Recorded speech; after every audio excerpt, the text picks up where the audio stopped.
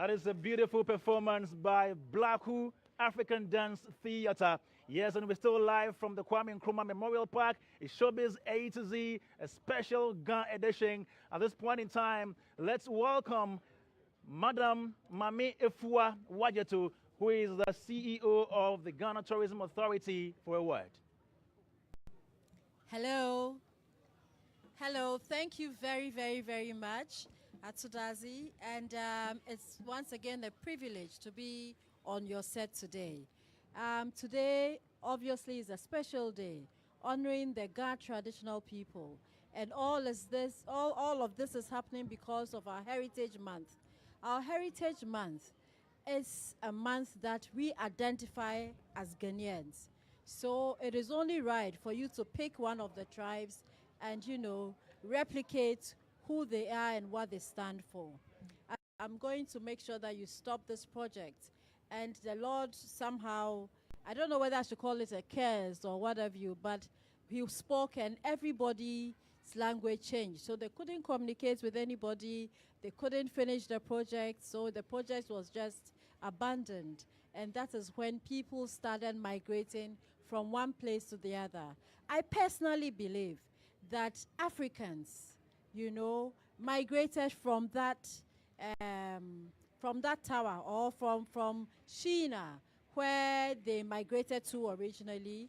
And when the Lord scattered everybody, everybody started traveling to find peace somewhere, because you couldn't communicate with anybody. You couldn't plan with anybody.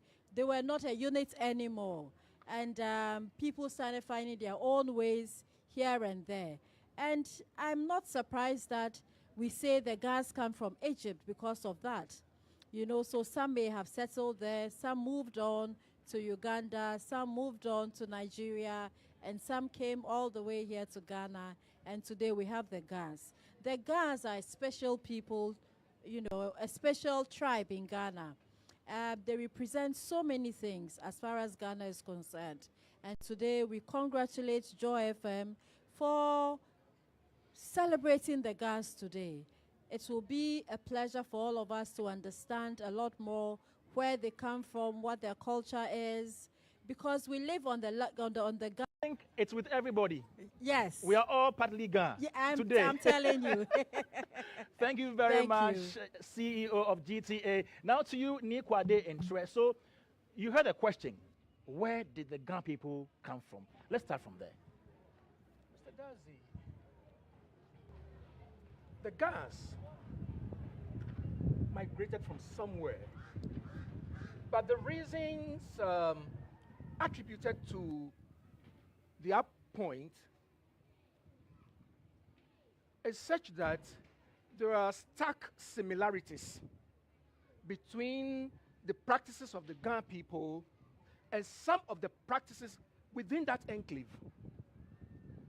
Where we have Egypt today is only a small place, but the larger place used to be called Egypt. The entire place used to be called Egypt. And along the River Nile, there were a lot of nomadic tribes along the River Nile. But as it is with every group of people, once a while, they will choose to find a better place to live. For that reason, they left. But let me emphasize that they did not live as one Ghana group. Okay. They left in bits and pieces. And it's a reason we have different migrating routes in our history. Yes. They left in bits and pieces. Of course, they speak the same language, so they follow each other's trail. From there, they went to Ethiopia. They descended to southern Sudan. There is a tribe in southern Sudan that speaks almost the same language as Ghana. Wow. Yes. From Sudan, further down, to Nigeria. In fact, these are the major spots that you can talk about in all the narratives. Okay. And in Nigeria, some settled in Benin City. Okay. Yes. Others to the Ile-Ife that we all know about. Some went to other places. The long and short of it is that we didn't arrive here monolithically as well. Yes. Mm-hmm. Uh-huh. Others went through other routes. When we arrived here, we arrived in 4 main groups. There was Sagban. That's Gamashi. Okay. Then Wakpele. Tema. Okay. So Tema is part. Yes. Yeah. Okay. Wakpele. As another group. The Nungwa unit, another group. And then the La unit, another group. You may ask of Osu and Teshi. Yes. Teshi evolved out of La. Okay. Yeah. Teshi evolved out of La. And Osu came from the Osu Wim. Mm-hmm. My hometown. Osu Doku. So Osu means Wasu. Wabashe. We have arrived. Okay. Wasu. Wasu. Wabashe. So these are the major groups that arrived from the James Plain in our appellation. Okay. The Ashia Duketek appellation, I was explaining that. Okay. We're not that many. We're not that many. The name Ghana, when you get to the other enclave, is known as Ge. Ge. Ge. That's why they ever say ghetto. Ge. Ge. Yes. Okay. And when we arrived here, it became Gan. So you were the same people. The same coming. people.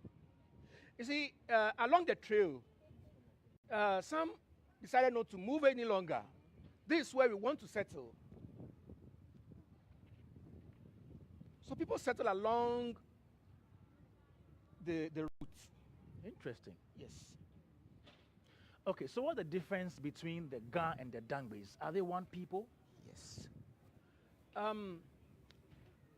They are one people. In fact, the Ga language is Proto-Dangbe. What's the meaning of that? The Ga language evolved out of the Dangbe language.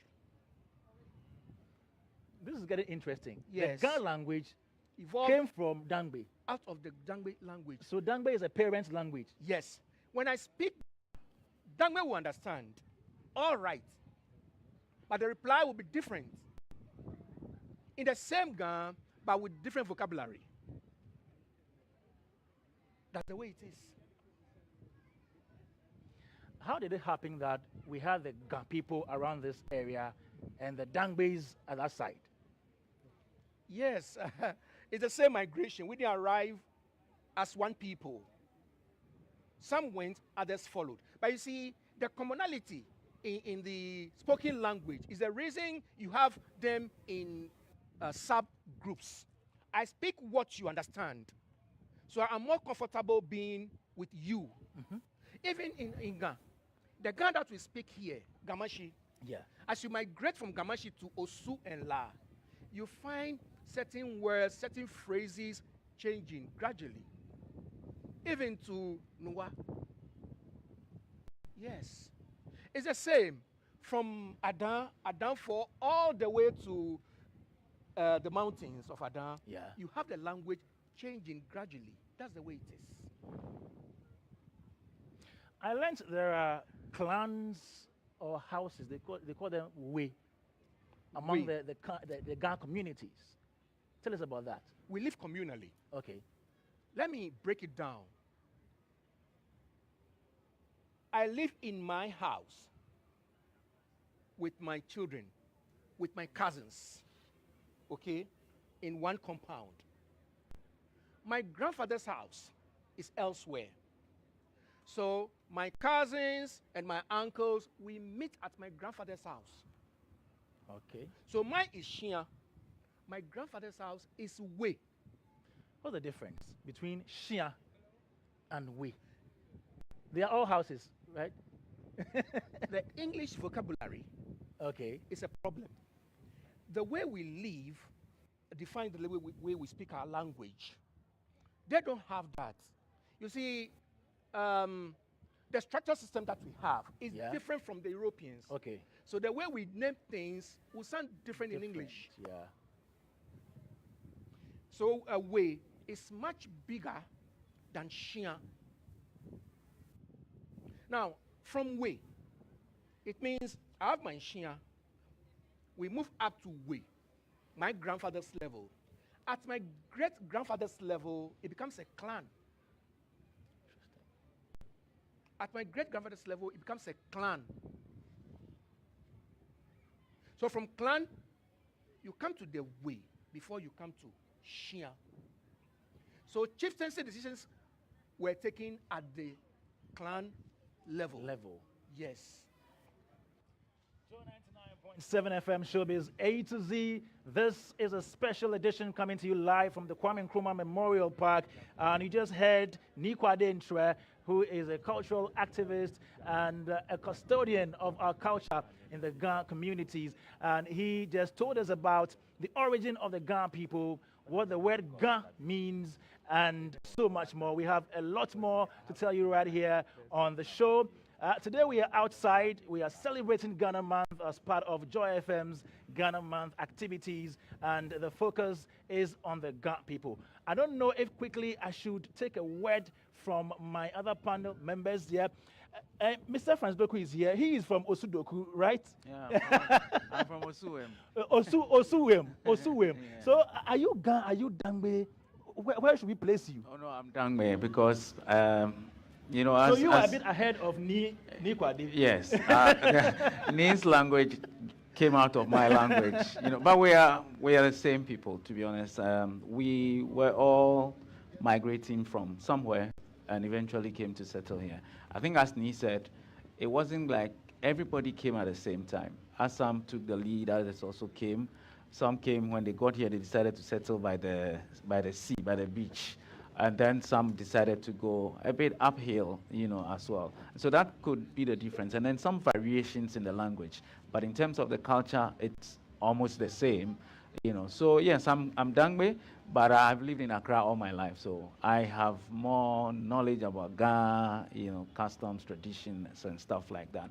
And it has been very useful, I believe, to the development of our nation up to where we are. And I believe as we go into the conversations, we'll come to know the contributions that each of these different tribes have made over the time to where we are, and how that can propel us to market our destination to people who want to come here. Beautiful, Francis Doku. Let me get to Ni Ayi Solomon. Which of the ways do you come from?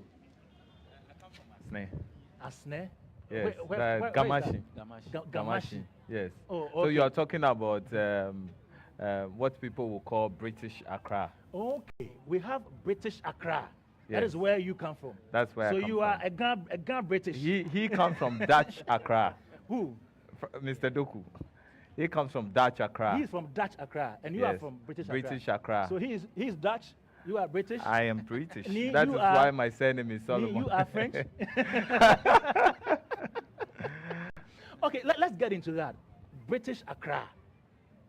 Who are they? So we'll come into that conversation, but I'm very happy that Ni has actually set the tone Yes. properly for the Yes. discussion. Accra, because of the European influence, was also divided into different European settlements. So if you are talking about Jamestown, that is typically known as British Accra. Is the reason why you find a lot of people having British surnames. Like my surname is Solomon. You Wait, know, the Solomon is your surname. the Solomon is my surname.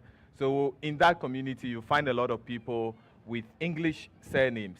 Then you move to Dutch Accra, which is where Usher Fort is. That Usher Fort area down there, of course, that's also a blend of the Afro-Brazilians, because you find the Brazilian people on the other side. And there also you find a lot of people with Dutch surnames like Vanderpoy. you know. So then you move down to Osu, which is Danish Accra.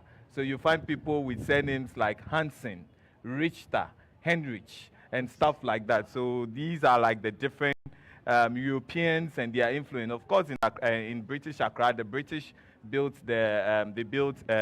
James Fort James, and then they also built the first hotel that was built in Accra called Seaview Hotel, which recently has been broken down. And then in Dutch Accra, you will find Usher Fort, that was built by the British. And then when you go to Danish Accra, you'll find the Christiansborg Castle built in the 1660s. You know, Usher Fort was built by the Dutch, and then the Danish fort or the Danish castle was built by the Danes in Osu in 1660. So we have only 3. In Accra, you find these 3 settlements. Okay, so where do we place a name like Nai? Is it British Accra or okay, that's yes. It's La. It's La. Okay. Let me get to Mr. Jones Aruna Nelson. Onuga, Owiega. I beg. Forgive me, I can't go there. Brazilian. You are from Brazilian. Yes, so I come from Jamestown, British Accra. We have the Brazilian house in Jamestown. Yeah. So that is where I come from. Yes. Jamestown. Yes, and then we have category names that we name. So names like some sound Portuguese, some sound Muslim. So if you see names like Fotozi, names like Abiana, names like Louisa, names like Aruna. I'm Jones Aruna Nelson. So your Haruna is a It's Aruna Nelson. That's right, Nelson. So my grandfather told us. So your Nelson is your surname? Yes, that's my surname. Interesting. So from the Brazilian descent. So we have Brazilian house in Jamestown. And as part of Jamestown tour, Brazilian house has not been well marketed. It is there. So the general public hearing me, we have Brazilian house in Ghana. We have our category names there. We have our dance called Agbi, and a whole lot of so very interesting place. When you get there, you enjoy the place. So I come from that line. I'm enjoying the conversation here. In the migration process, you realize that even in the names, the naming, Doku, we have Osu Doku. Yes. And then we have Doku 2 coming from Volta region area. Then in the Volta region, we have Nelsons there. They use Nelson as their first name. So even in the names, the food, the culture, and all of that, it connotes. You realize that we are all one people, except that some left and before the others. And then I also learned from history that we came through from Nigeria to Benin to Togo. And then one Ayi led them. When you can say Ayi Egbe, Ayi says, I'm not going. Ayi Gbe, that is why I say Ayi Gbe. Okay. So Ayi didn't continue. Ayi didn't continue. He was tired. Yes, he was tired. So that is how it comes. If you look at the names, the food, and the culture, and all of that, we are all one people. Beautiful. Joy 99.7 FM, Showbiz A-Z. Focus today is on the Ga people. Now, let's get into chieftaincy, shall we? How do Gas select their chiefs? Okay, from where we left off. At the clan level, yes, we have the Jase. The Jase. Yeah. Jase is a selection of elders from different families. Okay. In fact, chieftaincy in Ghana, we have chiefs from 4 clans. We select chiefs from 4 clans. The Ghana Manche from 4 clans. In other places, it's only from 1 place. Okay. So there's a rotation that goes on. This Jase, when the mantle falls on a particular house, or when the seat becomes vacant, depending on which house is supposed to select the king, a mantle will be sent there. Then the Jase Onupa, that is the leader of the Jase group, will take the mantle to the very house where that selection must come from. And of course, always there will be more than 1 candidate. So the various gates within the clan, that's the various houses within the clan, will bring the various candidates. Then the Jase group, in conjunction with the family heads, will have to sit and vet. All right. And this vetting is done in camera, without even the knowledge of the candidates. You know, just to eliminate bickering and yes, because if I didn't vote for you, you know, you might not like Yeah. it. Yes. So it's done in camera. And once the person is selected, the Jase will pick that person up, and the necessary rituals, pacification, and everything will be done for the person to be installed. Okay. Yes. Let me give you, I wouldn't be very vivid. All right. The chosen person will be kept in custody. While in custody, he will be taught various paeans. Paeans, Right. when I say paeans, are libations, history, Okay. what needs to be done at a every particular time, the way of dancing, dressing, speech, and so on. For how long? A very short period. Okay. In the days of yore, if you were going to be a king, it's known already. So right from infancy, you have these lessons going on for you. And in those days, those people were taken out of their communities to live with prominent chiefs elsewhere, to learn courtyard, procedures. Okay. So before this time arrives, they know something already. So in the case of somebody who was chosen at in their old age, how long does it take for them to be taken through that process? 1 month is okay. 1 month. Yes, 1 month. 1 month. 1 month. Yes. It will be taken through all these things. Then outdooring is done. Outdooring of the king will be done. Is this same for all classes of chiefs? As in, I know we have lesser chiefs, we have bigger ones, and then the overall. Is it the same process for everybody? The process is almost the same, which means they are not exactly the same. Okay. Almost the same. What are the differences? The difference is that to become Gamanche, Okay. That's the paramount. the Gamanche, you go through much more Okay. than, I would like to demean them by calling them ordinary chiefs, but the lower chief, Okay. Gamanche, must go through more processes. Some particular rivers will have to be fetched. Okay. Yes, that's why I don't want to be vivid. And certain processes must be done because of the level of his tool. So take us through the hierarchy of the chieftain's institution in the Ga community. In Gamashi, we have the Gamanche. Gamanche. Beneath the Gamanche, we have the various chiefs of Asere, Abola, Akungmaji,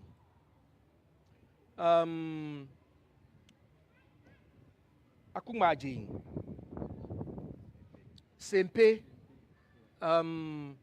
Jamestown, Ingleshi, Okay. Ingleshi, and then why is this running away from my head today? So all The these, we have seven quarters of Accra. Okay. So they support the Gamanche. Now, Bese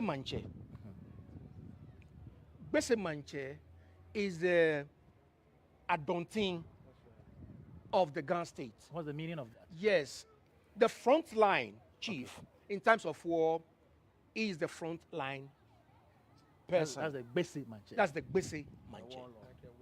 Warlord. Yes, Oh, okay. the front line. He secures the front line for Gamanche. So each and every chief at a particular time will have something to do with Gamanche. Yeah. You mentioned a number of chiefs, about 7 of them. Are they all on the same level? Yes, they are all the same level, with the Gamanche who is above them. But do we have other chiefs who are smaller than the ones you mentioned, the 7? Yes. The Accra enclave that we have, Yeah. with the 7 quarters, they also have various villages dotted along the plains. And each of these villages, they have their various levels of chiefs. Okay. So every chief within the village will come to his chief in the capital, which is the enclave.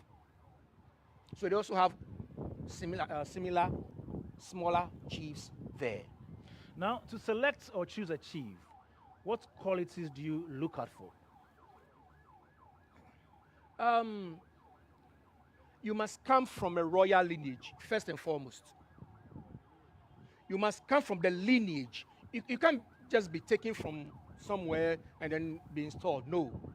You must have that blood in you. All right. Yes, you must come from the loins of a royal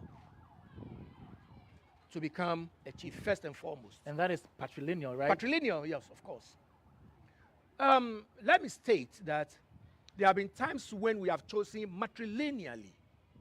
Yes, for some reasons. What reasons? For some reasons, we've chosen matrilineally. Yes, of course, with the matrilineal lineage being a royal as well.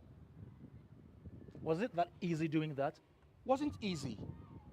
But because it must be chosen from the royal blood, exigencies of the period require that you do things of this nature. So what causes that? Lack of males.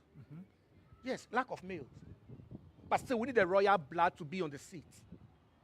So we choose matrilineal. But very rare occasions, most of the time, is the patrilineal lineage. Does that not shift the lineage when it happens like that?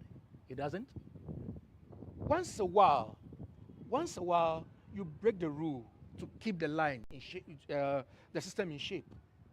Because you see, you still have the royal blood in the person. Yeah. Yes. And once it is done, the next wouldn't follow the same matrilineal lineage. It will revert to the patrilineal.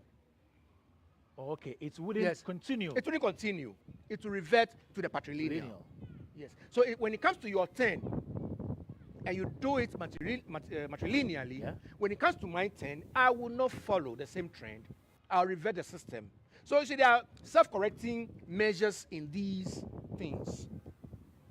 Interesting. Showbiz A to Z, we're still delving deeper into the history of the Ga people. Now, let me ask you this particular one. What will make the elders maybe revoke the chief title or position from somebody? It's known as Manchekpamo. Manchekpamo? Yes, Manchekpamo. When when you are installed, you swear an oath. Okay. Yes, you swear an oath.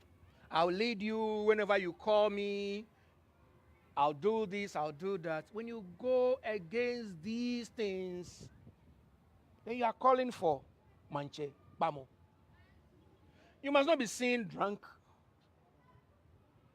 You must not be seen drunk. Okay. Yes. Of course. Yeah. You must. There are few things, certain taboos. You must not be seen chasing people's wives. It's a taboo, of course. Yes. In the traditional setting? Yes.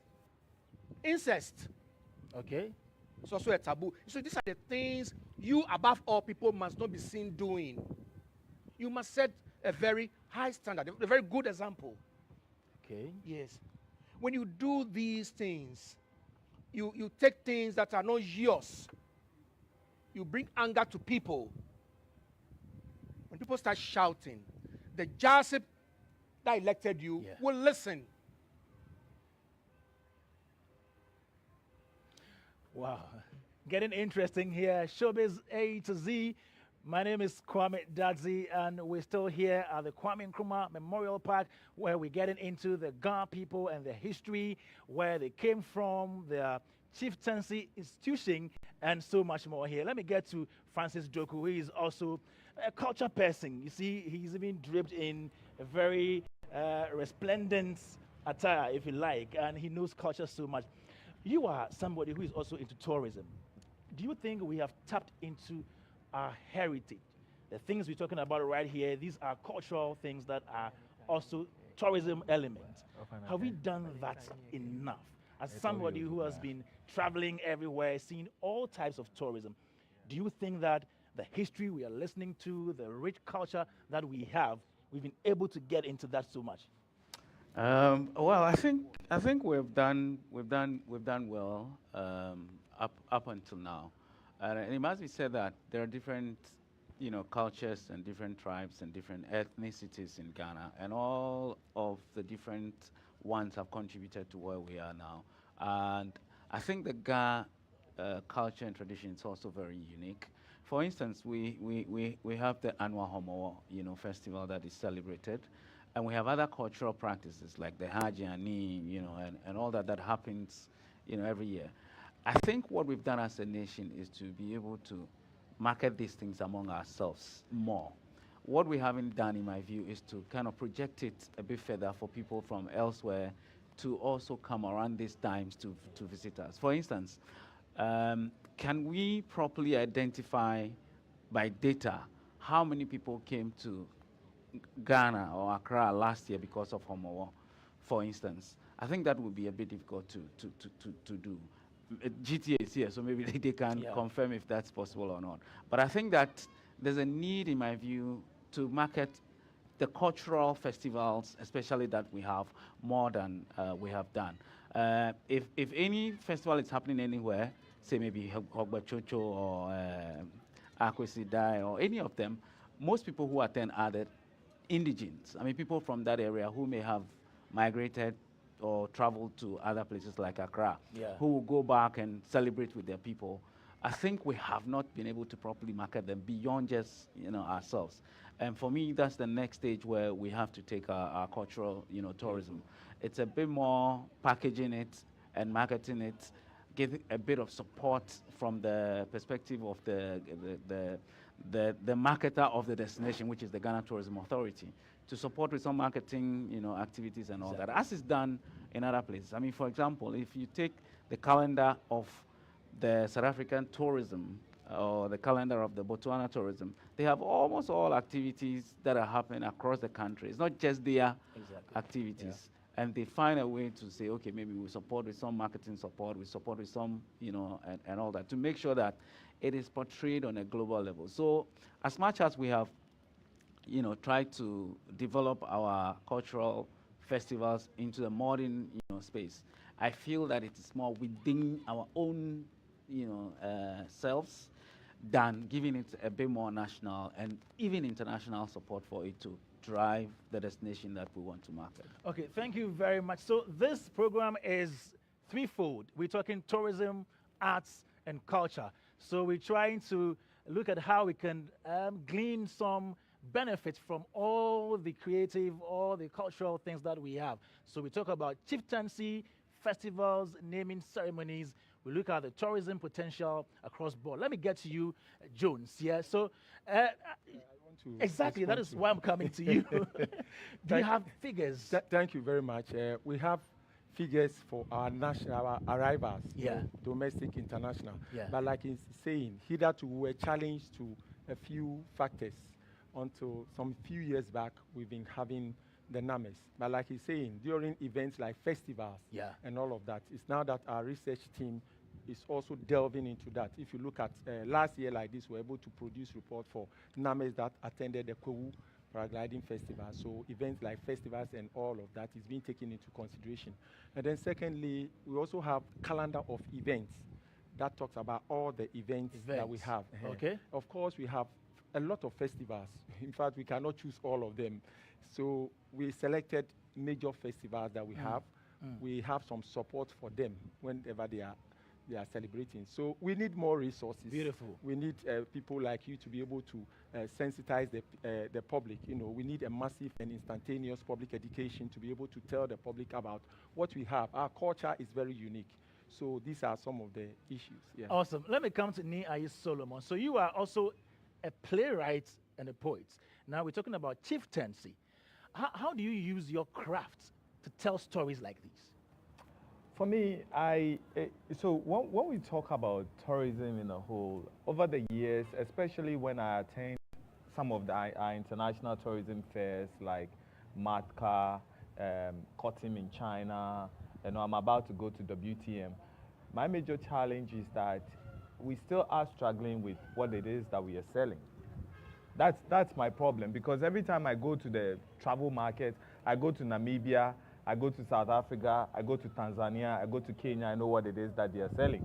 You see our stand having culture, warmth, and more, and even we are telling people, come to Ghana, you experience safari. But I feel that when you talk about our destination, it's more of storytelling.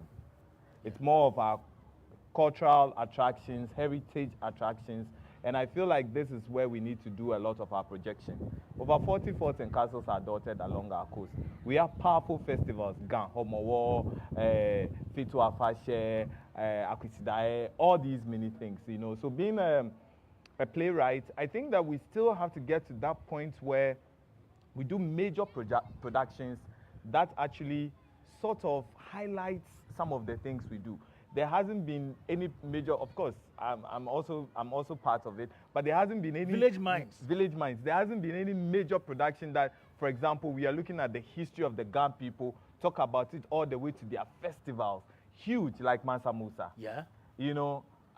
I love what Chief is doing, but we are projecting a character from a different jurisdiction. Is there a way we can also... Maybe Chief is doing that, but is there another playwright in Ghana who can pick a major character from our own cultural heritage setting and project it onto that level? Because that will become a global brand where you have international people coming to watch this production, even moving it around. You are a playwright. Why can't you do that? Yeah, so we have been discussing that. So in 2020, my theater company was going to Connecticut, South Carolina, and New York to do my play Chains and Shackles that is set in Anumansa. Okay. Because one of my recent research papers that I'm doing with my supervisor is on decolonization of storytelling.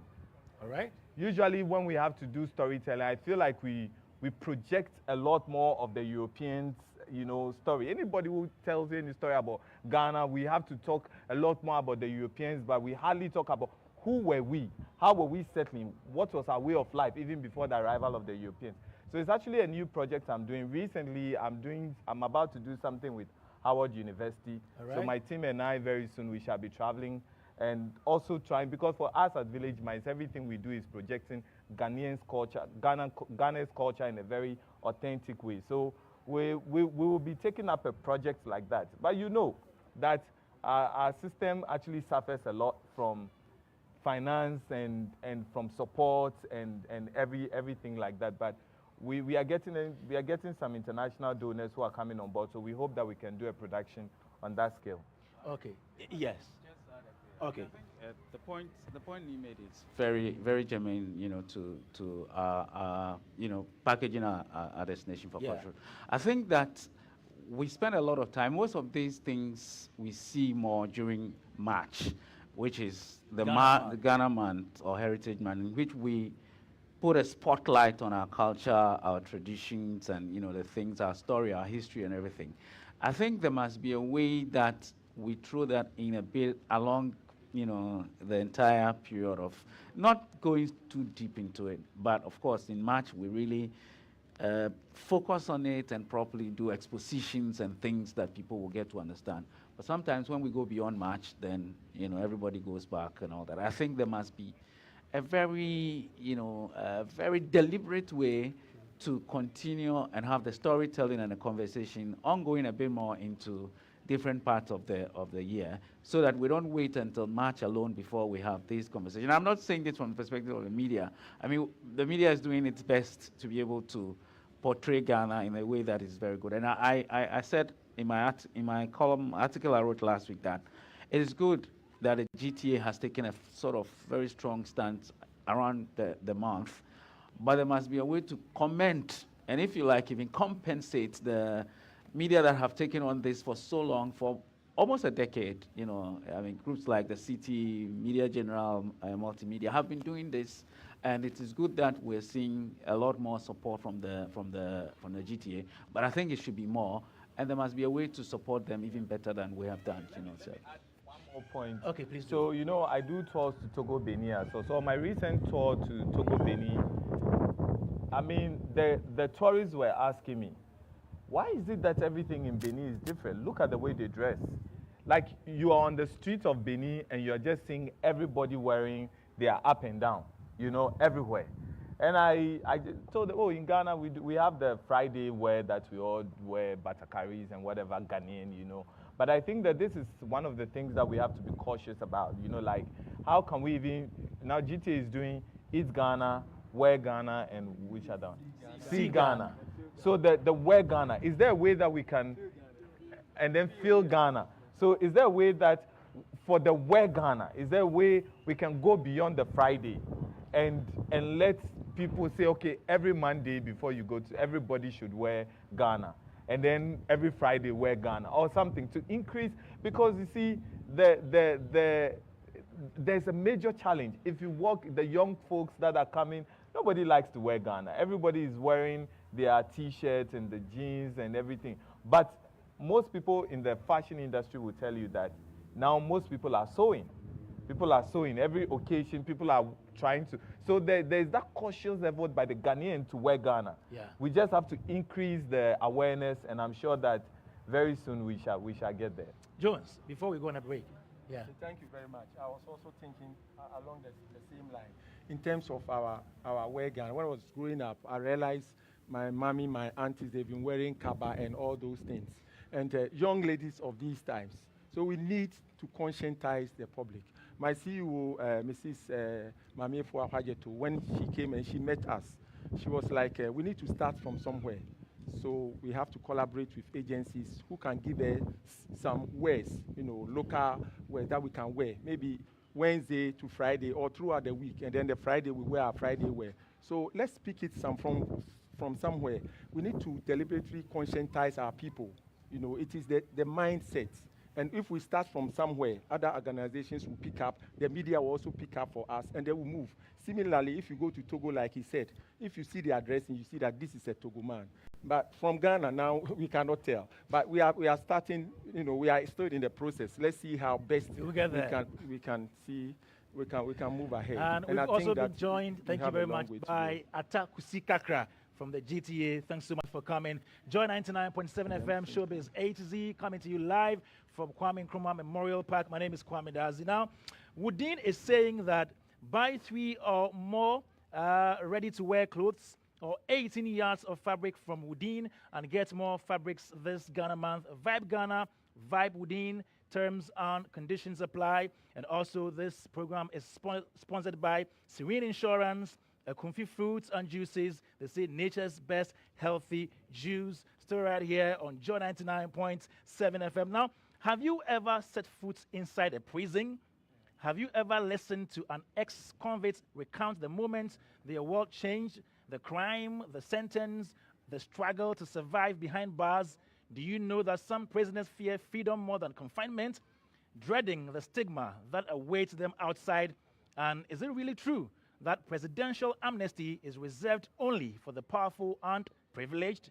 This March, prepare to be shaken by Image Bureau, April Communications, and Joy FM as they collaborate with the UN family in Ghana, led by the Joint United Nations Program on HIV and AIDS, as they bring you Beyond the Walls, a gripping George Quay original directed by Na Ashoko.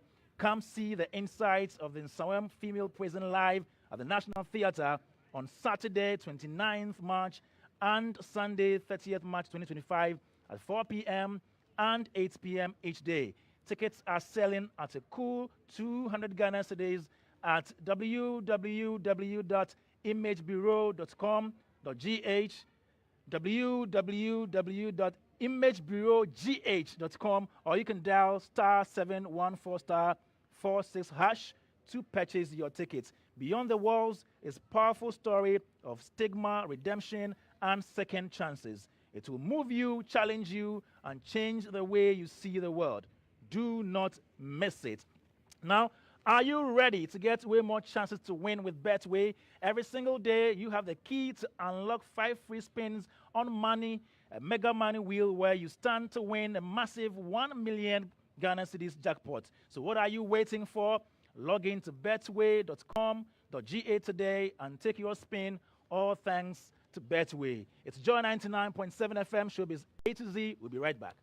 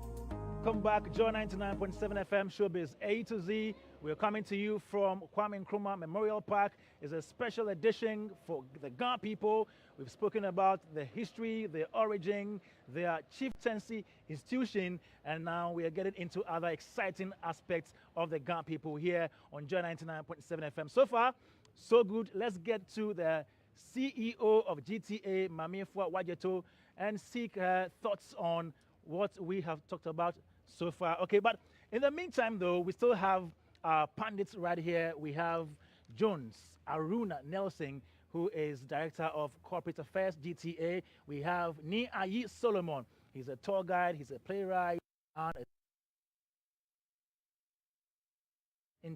who is also a cultural activist and a poet.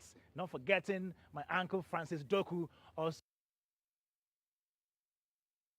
9.7 FM. Let's get into other areas, but before we do that, Mamefua is ready to talk about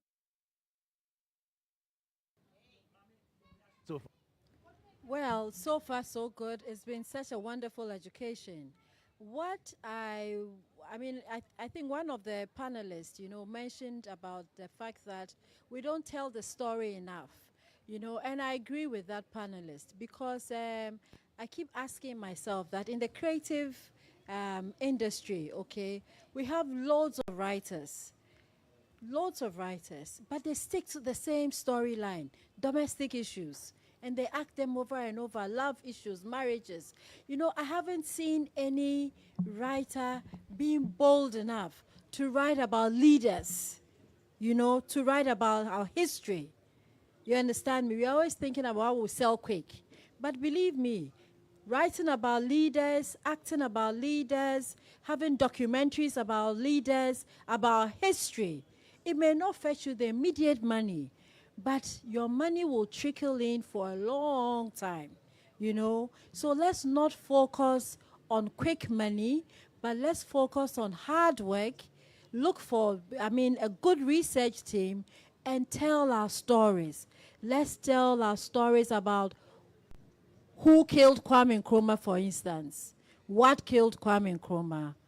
What makes Kwame Nkrumah Kwame Nkrumah? What would have been if Kwame Nkrumah was alive?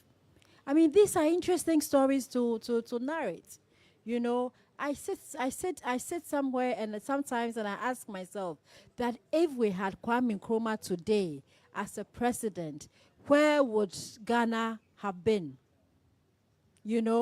These are things that we think about, but our creative writers are not writing about it. To them, they tell you producing such content is capital intensive. It is, but is government ready to support? It's not. You see, we keep talking about government.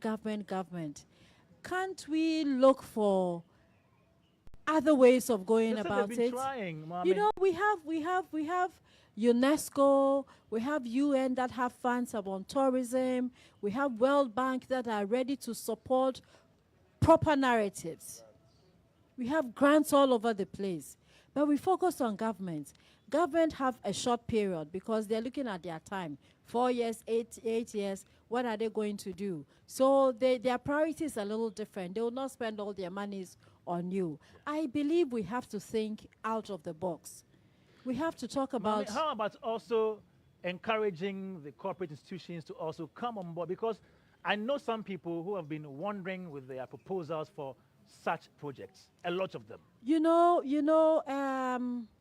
I think that it is the language we speak out there, the narratives we make out there, is what would inform the corporate outfits or the big corporate companies whether to support us or not. Say one person is writing or acting, let's say there's a movie, okay, with top corporate heads, with top corporate this, and every corporate head is wearing an African fabric but is in a coat or a jacket form. Even the costumes that we have in our movies don't do well for us.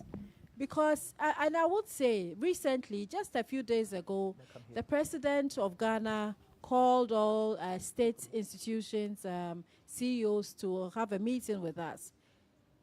80% of everybody in the room was in a dark outfit. When I say dark outfit, was in the proper jacket. I mean, ready for work, you know, that kind of thing. I could count on my fingers the people that wore African outfit. About 15% of us in the room were in African outfits. You know, I think the narrative will have to change. Movies communicate to us. Movies tell us something. You know, I was hoping that I will find at least 40% of our people in our African shirt, in an African cabine slate, in an African, you know, suit or something. But that was not the story. And that is why the corporates may not find it necessary to support you, you know. But if our stories, what we write, the stories we tell, the movies we watch, you know, always see an African executive, you know, wearing an African print, not just in a shirt, but in a suit form, you know. Our tailors can do fantastic jobs, you know. So I think that the costume is important.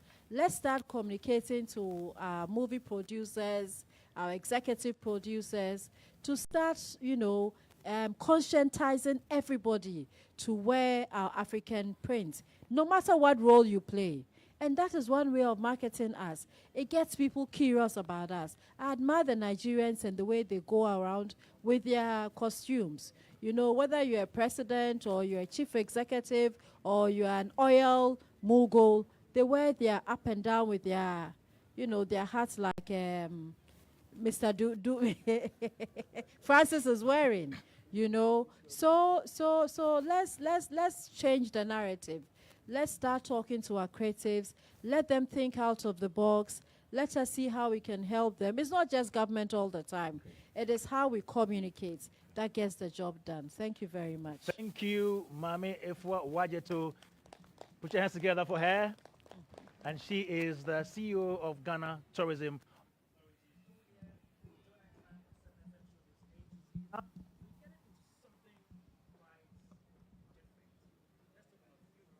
Our community.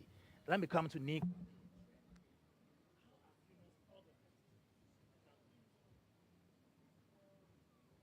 The Ghans believe in the human body and the spirit as well.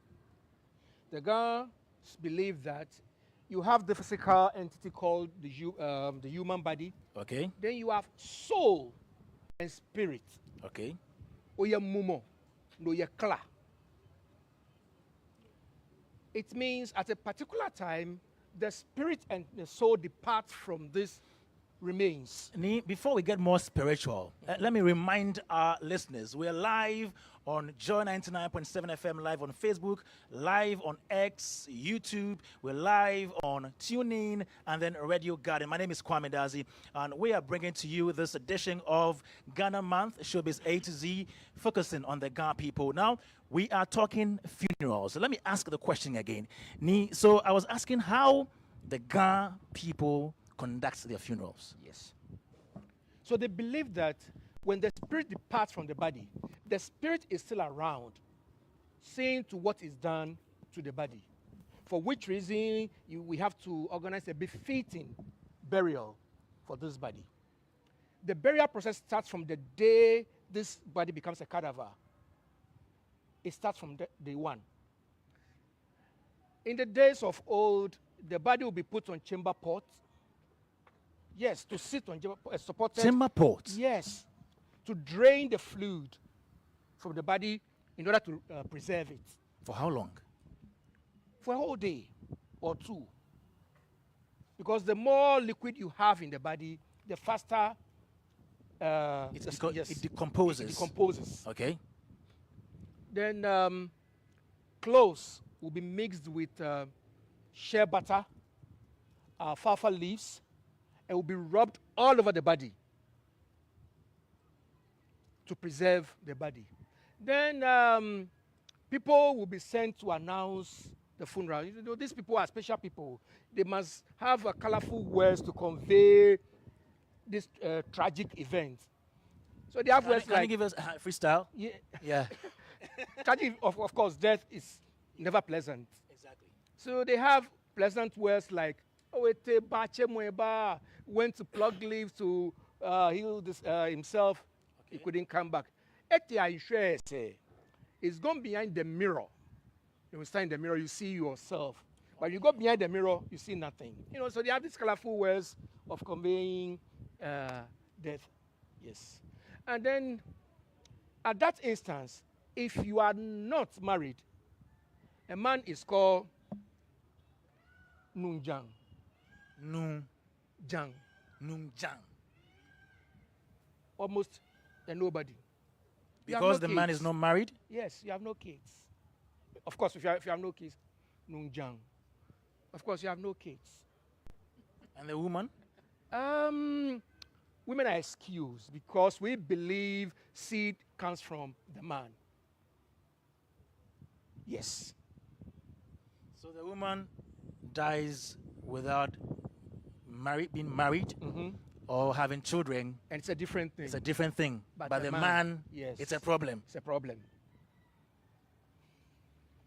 Now, depending on the status of the person, if you are married, 3 families will do the funeral. Maternal family, paternal family, and the married, the spouse family. 3 families. If you are... Please take it slowly. Yeah. Paternal family of the deceased. Of the deceased. Okay. And the maternal family of the deceased. Okay. And the spouse's family. Okay, all right. These 3 families will conduct the funeral. If you are a chief, you are no longer the property of your family. Because you don't use your real name any longer. So it's the responsibility of the state to conduct not without your family. Of course, your family will be incorporated. But major decisions will come from the state. Let me take you back a bit. You talked about the people who will go around to announce. In the olden days, they will go around houses. Families, especially, your families, to notable entities that must be invited, people that must know, announcement will be made. And in our tradition, 3 meetings will be scheduled. First meeting to introduce everything, including the costs. Second meeting to see what is being done.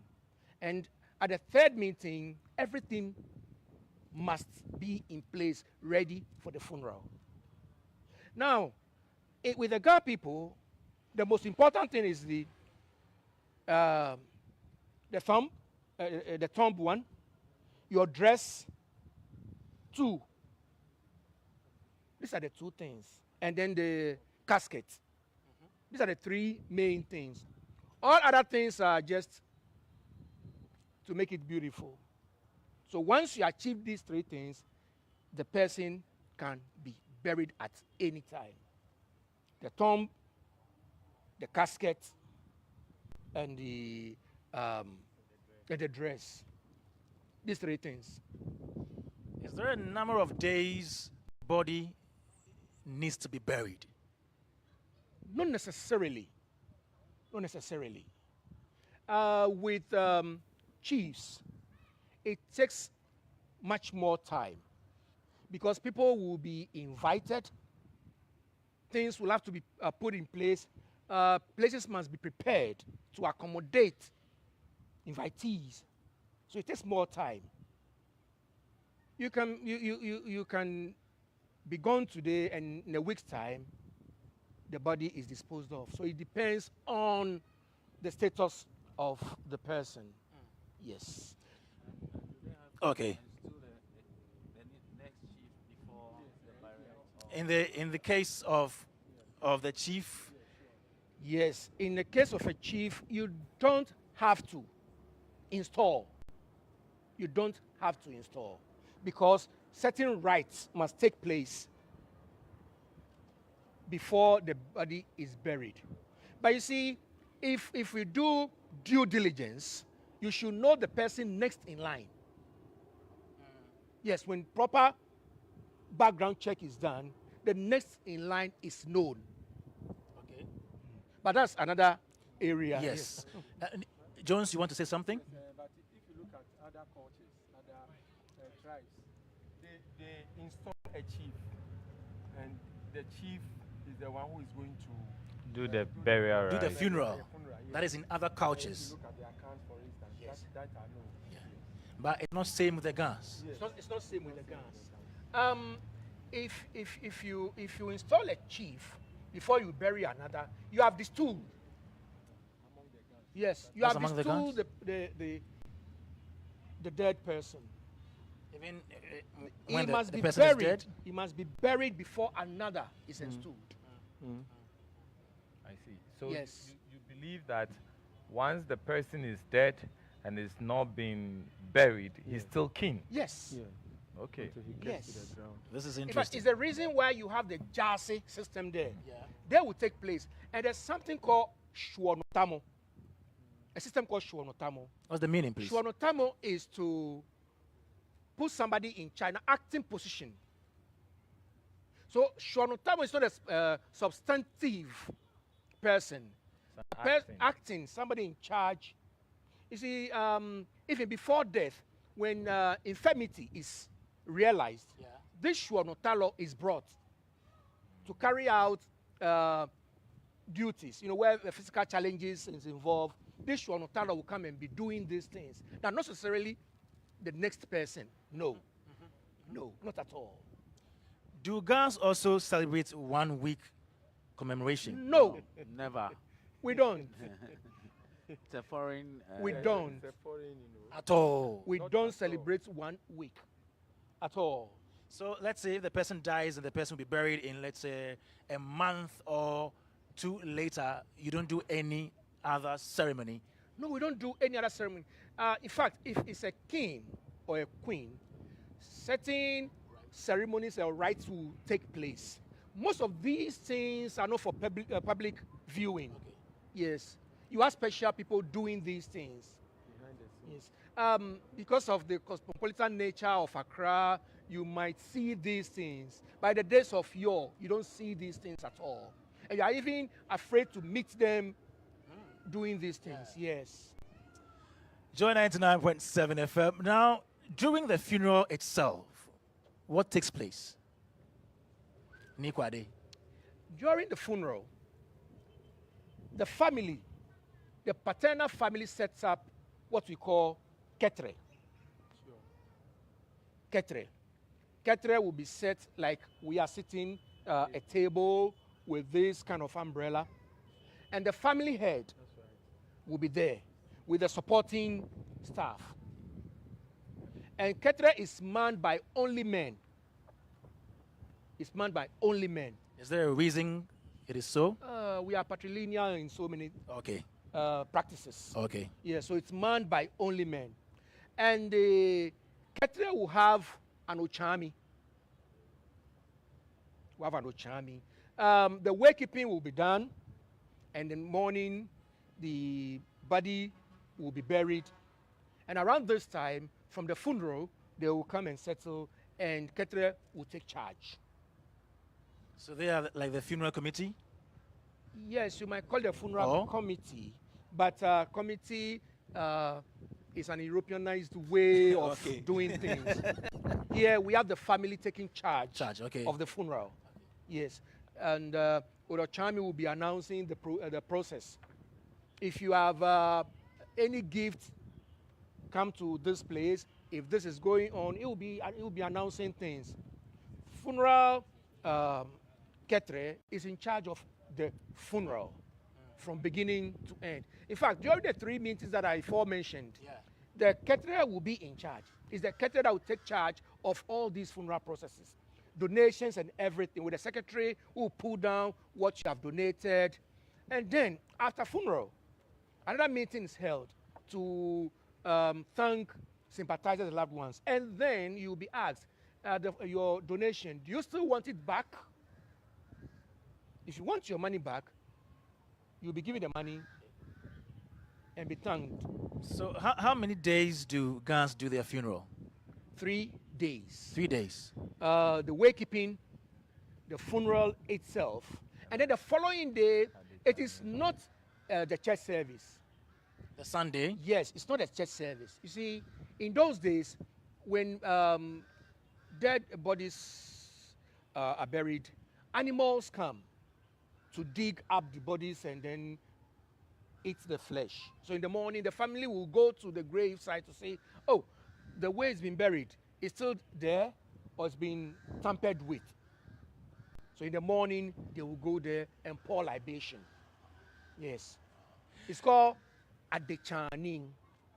Meaning?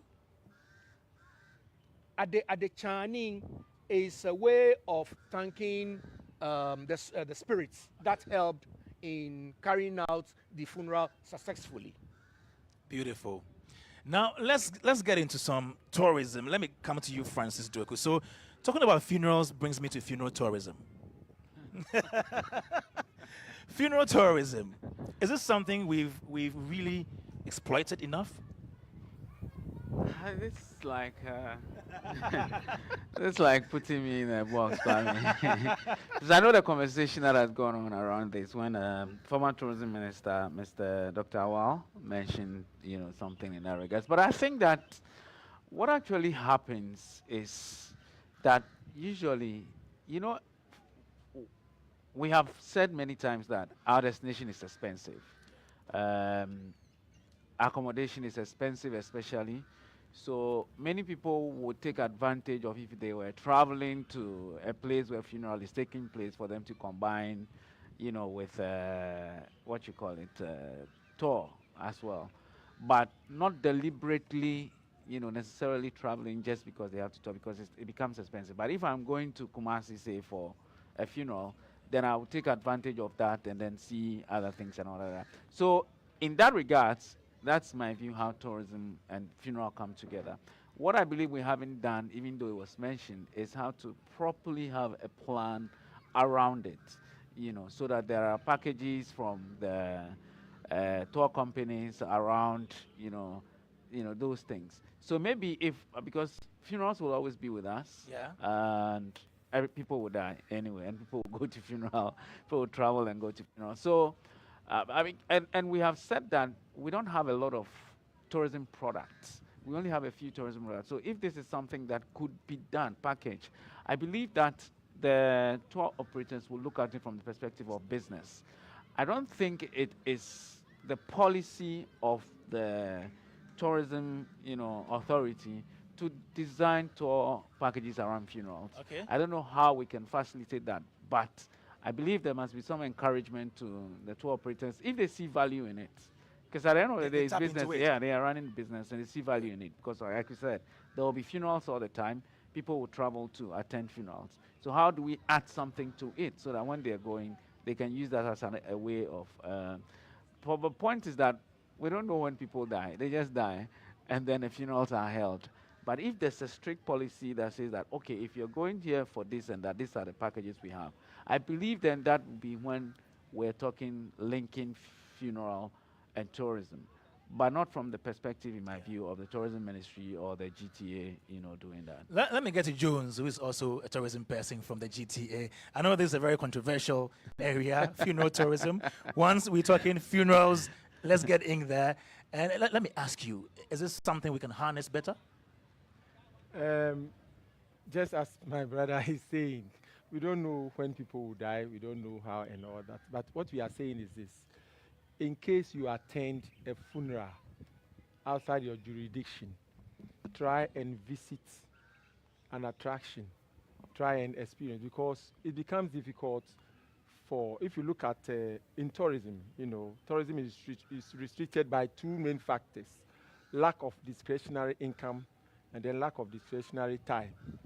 And if you look at our part of the world, we have not been trained to travel, like saving to travel, if you look at the Europeans and all of that.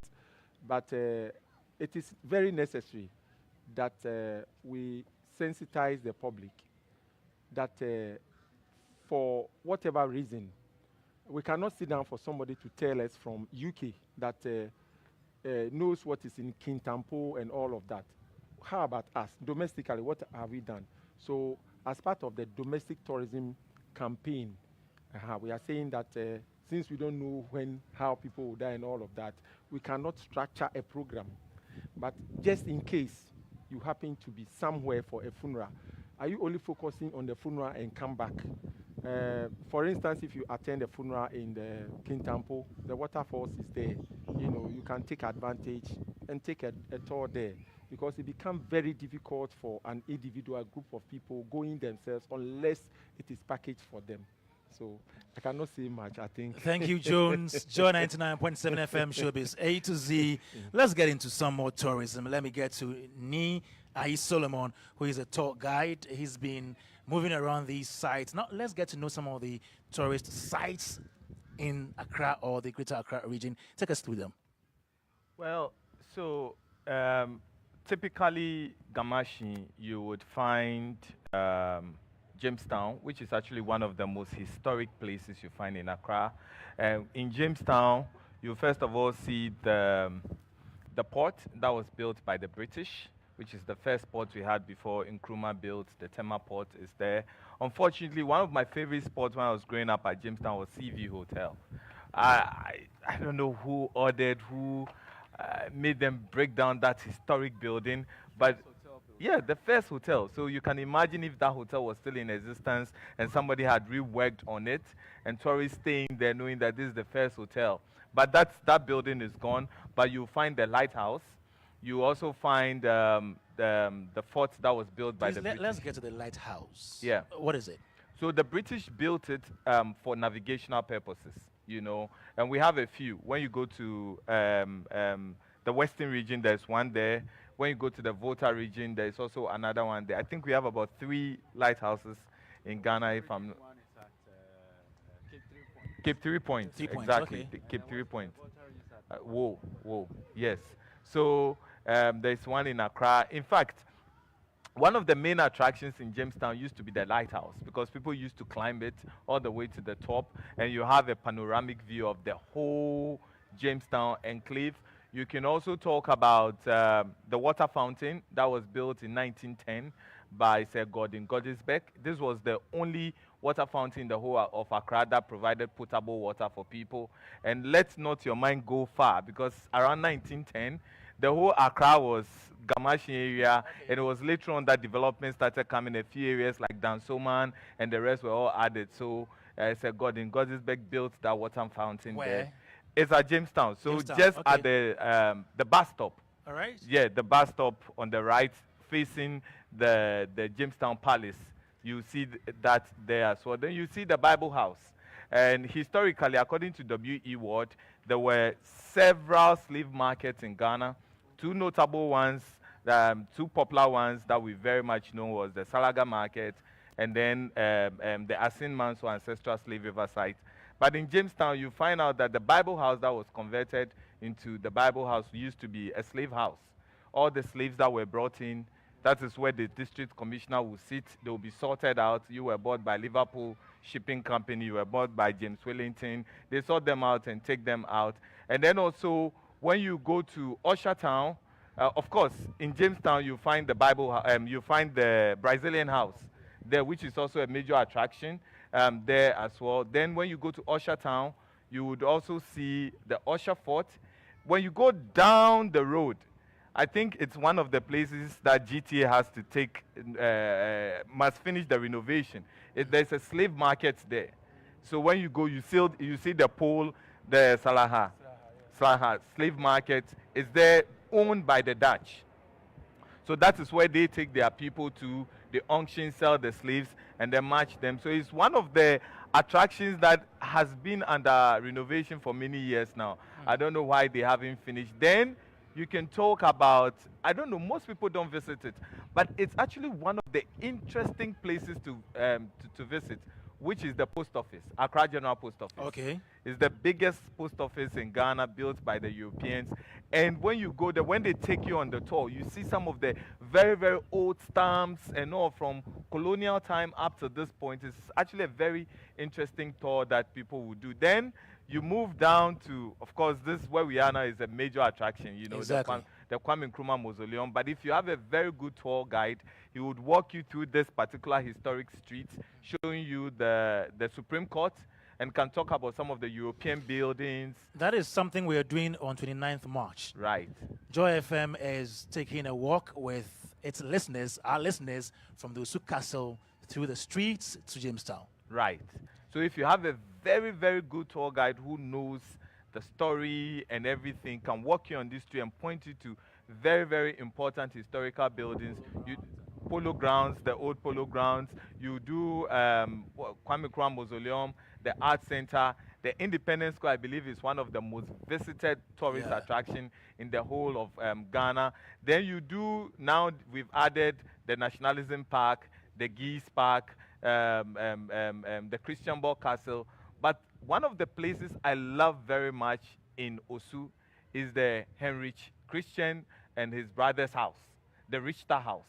You know, and if you go to the Richter house, how this guy, this merchant, used to sell lots of slaves, and how he's built the staircase that goes to nowhere, where he stands to auction his own slaves. You know, the Richter House is a very, very historic place in Osu. So for those who know the relevance of it, and thankfully the Ghana Tourism Authority has gone to put a plaque in front of the house, so at least when you get there, you'll be able to read something and what the house is all about. So there are quite a number of them. You can talk about the National Museum, then the boundary lane. You know, where the Europeans drew the boundary between where the European settlements were and where the locals were. I'm talking about the boundary road, where Tigo is, where we have a lot of the mahogany trees all planted. That lane, all the way down to reach. If you have a good tour guide who can show you some of the old historical buildings built by the British, what most people call the dwarf story buildings, you know. Now we've destroyed a lot of them and built very nice buildings. And the whole Osu enclave, talking about the Parliament House, what's it called, the Accra International Conference Center, can talk about the European settlement around that particular area and all the many places. So yeah, and then for African Americans who want to hear a lot of these stories, you can take them to the W. Du Bois Center. Then you can also talk about New Accra. You know, so for what we have talked about is what we call Old Accra, which is estimated to be over. So where is New Accra? The New Accra moves now from, let's say, from the Independence Square area all the way down. Take out Osu, because Osu can still be called Old Accra. Moving down all the way to East Legon, Cantonment, Laboni, all these areas are all New Accra. Well, that's interesting. I think Mr. Doku wants. Sorry, just add that. I mean, if you're in Old Accra, one place that I believe, I don't know if it's part of the itinerary for the tour, it's Makola, right? Because, I mean, most places when you go to, they take you to their market, and it shows how the people live, you know, and all that. So we may have to find a way to let that be a key part as well. You didn't mention the Accra Zoo. Do we have? Nikwade, I'll come to you. But the Accra Zoo. The Accra what is Zoo the is current an state attraction. In fact, the Accra Zoo should have been a much better attraction because of the Achimota Forest. You know, so that if we could have developed the Achimota Forest so well that once you take tourists there, you can walk through the forest a little bit, show them some plants and their medicinal uses. Then you end it with the zoo. I haven't visited Accra Zoo in a while, so I can't tell whether the animals are, you know, but I have been to the Please, Kumasi let me Zoo. ask Mr. Nelson. When was the last time you went there? When was the last time you went to the Accra Zoo?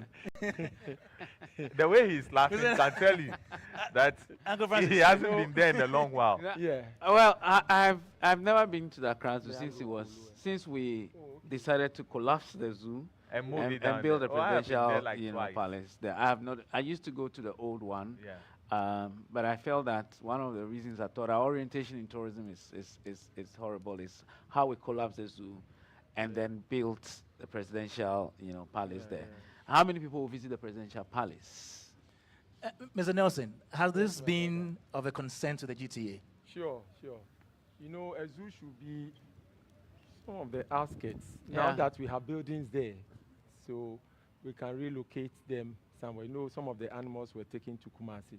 But of course, like my brother is sharing with us, we have tried to demarcate, or let me say, stratified the various attractions into various segments. So for instance, if we have heritage tourism, culture tourism, leisure, educational, adventure. So, for instance, the National Theatre, National Museums, you can call them heritage tourism if you visit such places. The National Mosque is there. How do you call it? W.E.B. Du Bois. And then we have this George Padmore. We have this coffin. Mr. Nelson, kindly speak up. Yeah, we have this coffin. How do you call it? Unique coffin maker. The fanciful coffin. Coffin around Teshi area. You can demarcate them into heritage tourism. And then if you come to culture tourism, you are talking about the Accra the Art Center. You are talking about the National Theatre, Academy of Arts and Music. The leisure tourism, you can have it around the Mokola markets. You can, the La Pleasure Beach, Adam Beach, Accra Mall. Educational, University of Ghana, Cocoa Processing Company. Adventure, we are talking about Shy Hills, Achimota Ecological Park, Legon Botanical Gardens, and so forth. So, okay. And then the Geese Park, the, how do you call it, the Nationalism Park. So we are looking at all these coming on board. Yes, the old London market of Accra used to be an European department shop in Accra, but it's today being used as an ordinary market. No, the London market. London market? It's behind the Jamestown police station. Yes. An old. It still operates. Amadou. It's around Amadou, behind the Jamestown police station. People still sell there? Yes, but used to be an European department shop. Today it's known as London Market, and it's still there.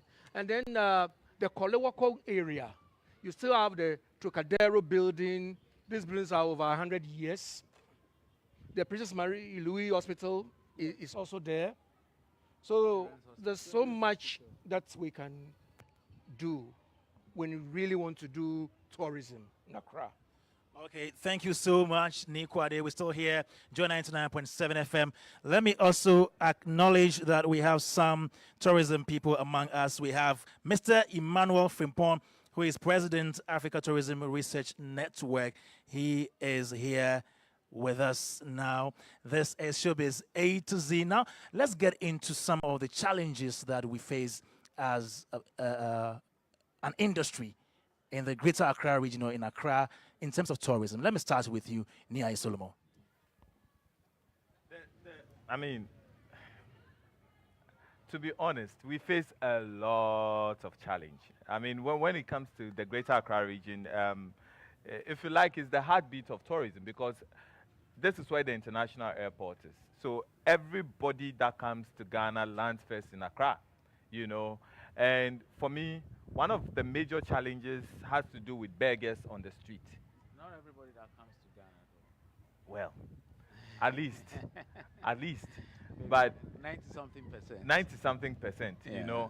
And for me, one of the major, especially, I like up to now, I can't fathom why a tourist lands in the country, gets to the airport traffic lights, and the first people he comes in touch with are beggars. Like, it still blows my mind why up to now the Ghana Tourism Authority, the Ministry of Tourism, nobody takes action of it. Like, the first... Mr. Nelson, I like the expression on your face. For me, it's like, it's a mega cultural shock, where the person lands in your country, drives to your major traffic light, and the next thing is people are knocking on his window and begging him for money, And some of these people are even not Ghanaians. Some are these Chaldeans and all these other people. Like, it doesn't look good on us. The second thing is the sanitation. Like, there are certain major areas in Accra that are hotspots for tourism that we shouldn't even see one polythene on the floor. Like, they are hotspots. My heart was so broken. Abeku Santana will tell you. I just finished with a tour yesterday. 250 international revelers who came to Ghana. 250. We had 5 buses. And we visited Kwame Nkrumah Mausoleum. And somebody had come to do an event there. And the place is filled with plastics everywhere. And you can imagine having 250 international tourists taking pictures at the Independence Square. Everywhere was dirty. So I had no choice but to call my senior man and say, Bossu, let's do something. So the filth in our city, the filth is a major challenge for tourism, because once the person is taking pictures of the city, all these things are going to feature. And so for me, I wish that like major streets in Accra, major places, like this very street is one of the most busiest streets for tourists. Every tourist is using the highway, the high street, sorry. You know, all the way to Jamestown. Is there something we can do that our major streets that leads to the 28th February Road is one of the major streets as well? Can we do something about our major streets, the airport traffic lights? Is there a way that we can at least block beggars from this place, go and beg everywhere else, but at least for this port, no. You know, so the filth and all, and then also the issue of accessibility. Steve Abebio will tell you, oh, may his soul rest in peace, my big brother.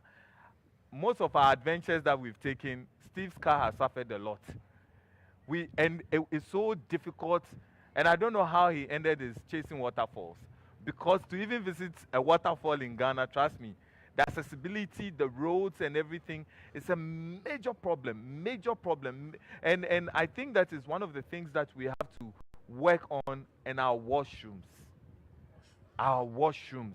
If you have so many tourists, like I did 250 recently, it's difficult. Once everybody parks their vehicle, it's a challenge. So I think that some of the places that we have are hot tourist attractions. We have to try and do something to be able to salvage the situation. And I don't know, but... Yeah, Uncle Francis, yeah. I'd like to add, and I think that's a very brilliant point that Nee has made. I mean, on some of these things, because we travel to places, and we see how, even in Africa, how things are taking shape in other markets. It looks like we've been very late to this tourism thing, and so we need to find ways to double up so that we can catch with some of the others. And one of the key ones is the orientation, you know, of the people. I mean, in some places when you go, they know that once you arrive in that country, they treat you like a tourist. Everybody is trying to help you for you to experience their country very well. So from the, I mean, and he mentions beggars, but there's also the taxi driver, who's like your very first point, you know, of call when you arrive in a country. The taxi driver, the ride-hailing, you know, people, and how they will treat you, the waiters. And so I think it's a responsibility, in my view, of GTA to find a way to improve on the customer service. GTA. The Mr. customer Nelson, service. you are here with us. You know, Kakra is here. And for me, it worries me really, because if we want to really compete as a tourism destination, we need to work on some of these very low-hanging fruits. They are very low-hanging, you know, things. He also talks about accessibility. Yesterday or 2 days ago, I was talking to somebody who came from Ethiopia to, you know, and she frequents it. She loves Ghana, and she comes to do business here. And she says that she can't reconcile two things. One is that these are very intelligent people, chill, welcoming, but have very terrible roads. You know, like almost everywhere has potholes. That's not a GTA's responsibility. Hey, that one but it is important that they liaise with those whose responsibility it is to work in. I told you this story before, Kwame. I traveled to Cape Three Points, you know, December 2023, and it was one of the worst, you know, travels you ever make. Princess Town. And these are like very, I mean, this is the lowest point of West Africa, the lowest point of West Africa, not just Ghana. And you want to let people experience that. They have the most bluest water sea I have ever seen anywhere. You know, and you could see the depth of like beautiful 2 lighthouses, old one and new one, and everything. But the road to that place is so terrible. So access is still a very, very difficult thing. I mean, just Cape Coast here. Look at the road they are constructing on Cape Coast. So you can't do a day's trip to Cape Coast now. Your tourists will be tired by the time you come back because it's a very. They've been working on that road for some time, and I'm so, I don't know. But instead of constructing a part and then finishing the part and then now they've like about almost 30-something kilometers from to Winneba Junction. From Winneba to Winneba Junction, and I think that So the orientation is important. We need to look at the things that would give comfort to the people who come into it. And some of this in our accessibility, the orientation of the people in terms of how customer service is delivered is still very horrible. We may, if customer service is here, we are still like here. And there's a need for us to accelerate to improve on that, I believe. Okay, before I come to Mr. Nelson, let me come to Nikwade. Challenges we're facing as a tourism industry in our Greater Accra region. Have you spotted any? Yes, we've not even developed our tourist attractions properly. Look at our beaches. Another issue. Very dirty. Very dirty. We have not been able to clean our drainage systems. Look at Corley. And I don't know what our authorities are doing. They've been to London. They see Thames. They ride on Thames Huber. They enjoy all these facilities. Look at Corley over there. Very dirty, very toxic. Look at Odor. Look at Odor. We can easily link this water body from Kolegono all the way to Kotobabi and provide a ferry to ease transport problems. But you are not doing anything. And local, our chiefs, I don't think they are also helping the situation. Our chiefs are not helping the situation. In fact, they must realize that when these things are properly developed, it's to their benefit. It's to their benefit. And they must sit up and talk to their people, the way they handle our lands. When you travel outside, you see vast land left for parks, for recreation. Do we have such things here? When I was growing up as a little boy in Kolewako, there were places you could go and play. Today, there's no such a place to do anything. Excuse me to say, we're playing even in the gutters because the water was so clean that we'll be shaping pieces of wood and be doing races in the gutter. Today, you dare not even step in the gutter, no. So there are a lot of challenges around us. The families with the very old and historic buildings,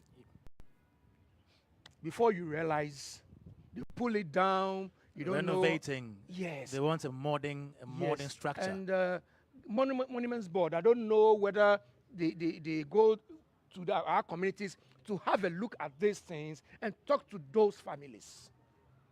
But how do they do that? These are family properties. But it's museuming. You know, museuming is a very important thing and a big thing also. I mean, like if you go to Germany, they'll take to the house of Karl Marx. I mean, and you would see his books that he's published, how, you know, some of those things and all that. And there are paraphernalia that you could buy before you go. Maybe even coffee, you know, around those places. So I think that's the point. So, Francis, so whose duty is that to make sure these things are preserved? I would say it's a joint between, you know, I mean, if there's a deliberate plan or strategy to be able to get old homes of people converted into those things, then you have that leg and comment. I think that's why he mentioned the museum. Then you could compensate them. I mean, my recent trip to Benin, I saw that the president of Benin is doing that. And you can see that some of the very old historic houses have all been converted into a museum. Yeah. You know, so because you can't pull down a building like Seaview Hotel. You can't. You shouldn't be allowed to. You shouldn't be allowed to. You know, yeah, you own it, but really, this is a historic building. And like he's saying, if you go to the Jamestown community, you go to Usher Town, you go to some part of Osu, there are serious historic buildings that are all around. You should find time and do some of these rounds with Professor Wellington, Professor Adjure Wellington, the professor who wrote the book Stones Tell Stories at Osu. There are so many historic buildings that we have to protect. Recently, my friend Kojo Durban has tried as much as possible to restore the Osu Salem School, which is one of the Basel Mission schools that it was almost going away, you know. So the restoration of some of these old buildings, because that's the only story we have. And once everything is washed away, there is no story. There is no story. So restoration is important, and I think that on the governmental level, one of the things they have to try to do is to ban plastics. We have to find a very non-political, non-partisan way of letting go plastics, because that is what is actually polluting everything. I was watching a documentary yesterday when I visited the dentist, and they were showing Kwame Nkrumah when he gained independence and everything, and you'll be pleasantly surprised that people were sitting in boats in the Kole Lagoon. They were having boats race and everything in the Kole Lagoon. Yeah, independence. And I was like, is this the same Kole Lagoon? Yeah, that's it. People were having boats ride and everything in boats race. So what has happened to us? What has happened to us? Our shipping line is gone. Our airline is gone. Everything is gone. So we need to come to that point where we... Just a small point, Kwame. And yeah, I'm sure you remember, there used to be that, the bell at the post office, because you mentioned the post office. Yes. And It's gone. You know, and I remember about the year when there was a story on Joy FM, they spoke to the people in the community, and they were like, I mean, this has been a part of us for so long, that suddenly, you know, it's gone. Whenever I was talking, you hear it. And so it was a part of the culture of the people, and those are things that you preserve and sell. But What was the reason for taking it off? I think they couldn't replay. They couldn't repair it, and it was too expensive for them to buy another one. You know. All right, Joy 99.7 FM, still here talking the Ghana people, tourism, culture, and creative arts. Now, we've raised a number of concerns, from beggars to the beaches to the old houses and properties, among others. Let me get to Mr. Nelson, Mr. Jones Nelson Aruna, who is the Director of Corporate Affairs at GTA. So should I maybe give us some answers? Should we give you 1 hour to do that? So it's all about collaboration, various agencies coming together. Tourism is Ghana, and Ghana is tourism. So various agencies coming on board, finance, roads, and all of that, coming together so that we can see the best way to harness our tourism resources. One of the key solutions is about training. You realize that we started some training, Ghana Cares, some few years back. We were training frontline officers in the hotels, tourism and hotels, the tour guides, and then site guides. And then we also need some training for our drivers like this, the Uber drivers, the taxi drivers. It's all in the pipeline. I think about a year or two ago, there was a training for them, right? Sure, and then we also train some people in the language, those frontliners, the French and English. So the funds got finished. We need more to carry on. So now the money matter. Because if we give good training to them, we regulate them by way of registration, inspection, and license. If you look at the sites and attractions, LI regulation, LI 2393 regulation, yes, that is it. And then the travel trade, LI 2389. Yes, so all these regulations are there that we need to ensure that they provide quality service. But training is key. So like I said, if all the agencies will come together, all the various, the road ministry, gender, a few, we come together and then we put our heads together, because it is not only the Ministry of Tourism. We need money, so we need money from finance. Are you able to address Nia Solomon's concern about the beggars? Yeah, the beggars. Yes, we can do something about it. It is not only Ghana, but we also need to cry for our own. What is happening in Ghana is our concern. Yes. So there can be a way, Is there a role GTA can play in this? We can collaborate with agencies to do that. We can collaborate. Have you thought about it? Things that came few times. Has it gotten to your table? Yes, we are aware. GTA is aware. And these are some of the things, the little things, the customer service and all those things, little things that will shy away the tourists. We need to, patch up all these things. I love your explanation, but have you put in place any measures to solve that? Let me get to Atta Kusikakra. I'll come back to you, Mr. Nelson. Atta Kusikakra also works with the GTA. I don't know if you've been promoted or your position again, please. I'm the Deputy Director of Domestic Marketing. Okay. At the authority. Okay. Yes. So the issues raised already, the beggars, the roads, the old properties, the beaches, are you able to help us address them? Yes, Okay. just as my senior brother, Reverend Jones, indicated, let me kindly and respectfully, once and foremost, commend the entire panel and also commend Joy FM and Joy News for the great work we have done over the years. One thing I want to make it clear is that we are looking forward for media houses to do this more often in various tourist sites. As we do that, automatically, we are promoting our tourist sites and marketing them. So it is going to help, of course, our teaming public to understand the rudiments of tourism. Right. Once we do it at the tourist sites, and then it opens people up to it.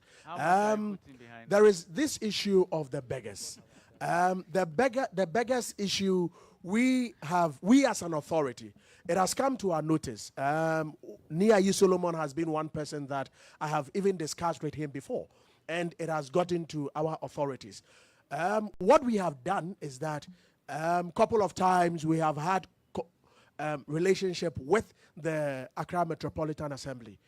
This is very important. So it is more or less a multi-sectorial approach. So I'll come to the issue of the route. It is also a multi-sectorial approach. But let me deal with the issue of the beggars. If you look at right from the airport, we are not expecting to have these beggars flat around the place.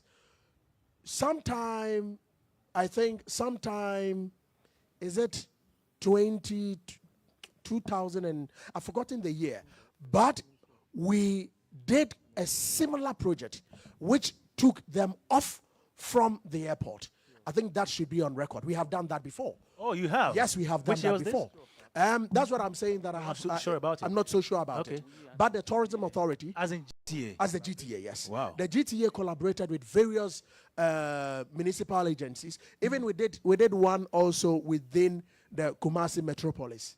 This is something that it is on our heart. So if Nia Solomon is saying that he's right, this is what we intend to do, to collaborate still with the municipal assemblies like the AMA and then other agencies like NADMO and Co, where we need to also undertake, it is not only the beggars, but a cleanup around those areas is very key. Making sure that sanitation also becomes very paramount. Let me get to the issue of the roads.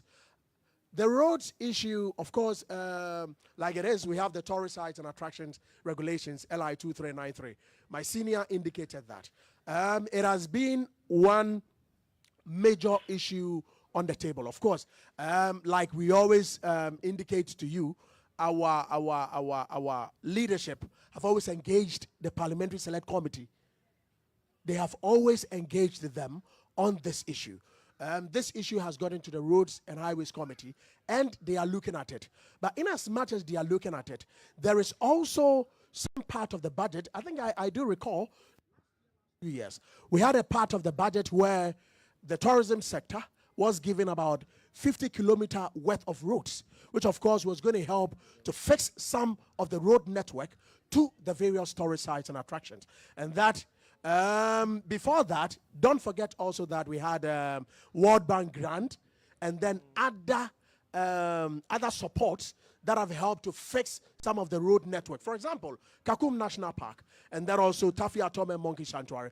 Some of these roads have been fixed, but of course, not all have been fixed. Gradually, some of these roads would be fixed and bring our tourist sites to that international standard.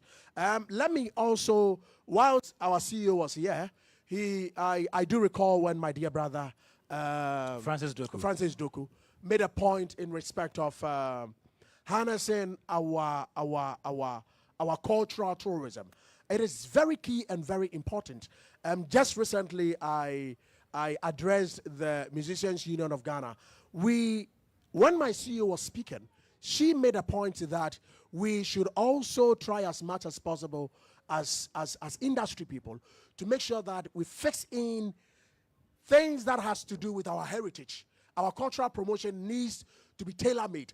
For example, our music videos that our musicians have been churning out, there should be a conscious effort of the Musicians Union of Ghana and our creatives to also appreciate our language. We need to appreciate our languages, our food, our clothes, our music.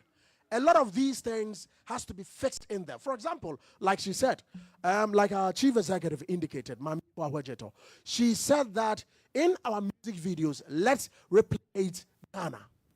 Let's wear our clothes in our music. And that would also depict us as, it would depict our identity as a people. When the cultural activist was making the point about the Ghana people, of course, you would look at how they metamorphosized into what they are today. It is as a result of cultural, more or less cultural promotion. They have promoted it over the years, over the times. So it is up to us to see to that. The other issues, of course, like it is, we will come back to that. All right, thank you, Atakusi Kakra. Jones, let me come back to you. Yes, to continue. You have more things to address. So the dress you are wearing, do you Yes. understand? This one. Yes, this It one. is Wulomo. Wulomo Ata. That's right. Today I'm a Wulomo. So let me put it on record. The Gans migrated from, if you look at all the history that we have, mostly they migrated from Israel. And Israelis, they were led by priests, priests like you call them Wulomo. So in the migration, the Gans were led by the priests. And if you look at it critically, we are supposed to be, the priests are supposed to head us. Formerly, it was the British and all those people that, brought us on a different path. But currently, if you see the chiefs, the Ghana chief, you realize that the Wulomo is always beside the chief. That is the soul of the chief. So that is what is you So are I am the depicting. soul of the program. The point Thank you very much. So maybe Francis the can point add. he's making is that because of indirect rule. Yeah, indirect rule. Yeah, Yes, sure. chiefs The British are, indirect rule. Yeah. Otherwise, then Yeah. they couldn't use the priests as the people they Yes. go through. Now, Yeah. let's talk about tour guides. They've been in the news recently. Tour guides. Let me start with you, Uncle Francis. What's your assessment of the quality of guides we have? Well, I think that for the level where we are, we're doing well. The tour guides are doing well, but I think we must go faster. I mean, as everything else around the tourism space, we must go faster and do more training. I found out recently, I don't know if Nee will confirm that apparently the institution that trains tour guides doesn't have the necessary certification so that if you accreditation, like that's the word, right? Not certification, accreditation. So that if you complete the training, you would have to go and further somewhere to get a proper, certificate. I feel that is a gap. That is What's the name of this institution? That's Hot Cut. Okay, Right. that is where the tour guides are also trained. Yes, Same that's place. Hot Cut. I was trained in the university. Okay. I went to school studying Okay. tour guiding. Yeah. Okay, you continue. So I think even in terms of the training, the models, there's a need to look at how to improve it. I've had encounters with tour guides that I felt that they didn't quite really understand what they were trying to let you know. And you've had experiences elsewhere where you felt that this person knows or knew what they were talking about. And so there are some good tour guides, but I believe also other places there may be tour guides that are not as good. But we need to improve the knowledge and the training so that if the person is taking you around, you feel confident, in them, all that. That's one. Two also is that we need other ways by which we can get people to talk to us on the things that we're touring about. It's not always that you should have human beings standing and talking to you. Some of places you go, they record, and so the person is talking to you. For instance, if you sit on the red bus anywhere, it's recording. And everywhere you get to, they know how the route is, so it is telling you exactly where you are and what happened there or what should happen there. I think we must find a way to use technology also to improve on Are we how not going to displace some people from their jobs? Oh no! Nia Solomon. Look at it. But that's a good idea. No, though. not really. That's a I good mean, I idea. think it rather enhances. Otherwise, then we'll say that introducing AI and other AI. technologies will take everybody That's out a big of job. debate, But though. it's a Yeah. big debate. Some will lose. But the point is, we must leverage those things available to improve on what we have, because really that's where most destinations are going to, and people will feel a lot more confident if they find. So one, we need to improve on the training. Two, we need the training authority to have that back. And I mean, I hope that they come to refute this, that they have accreditation that can make you, the certificate you have is good enough to take you anywhere. We need to improve on that. And thirdly, we need to find technology to support, what we do, so improve on the knowledge. Yeah. Thank you, Uncle Francis. Let me come to Kwade. I don't know if you've interacted with some tour guys, and what was the experience with them? Oh, yes, I have on some occasions. And I wouldn't say all of them. Some of them, the stories are a bit weird. Yes. Weird stories. Yes, you'll be asking yourself, is it the same thing I know? Or the person is telling you a different thing from Mars? And the problem we have is some of the sites as well. You take somebody there today and tomorrow it's no longer there. And becomes a problem, becomes a challenge, because you've promised somebody, I'm taking you here. You went there and it's no longer the same.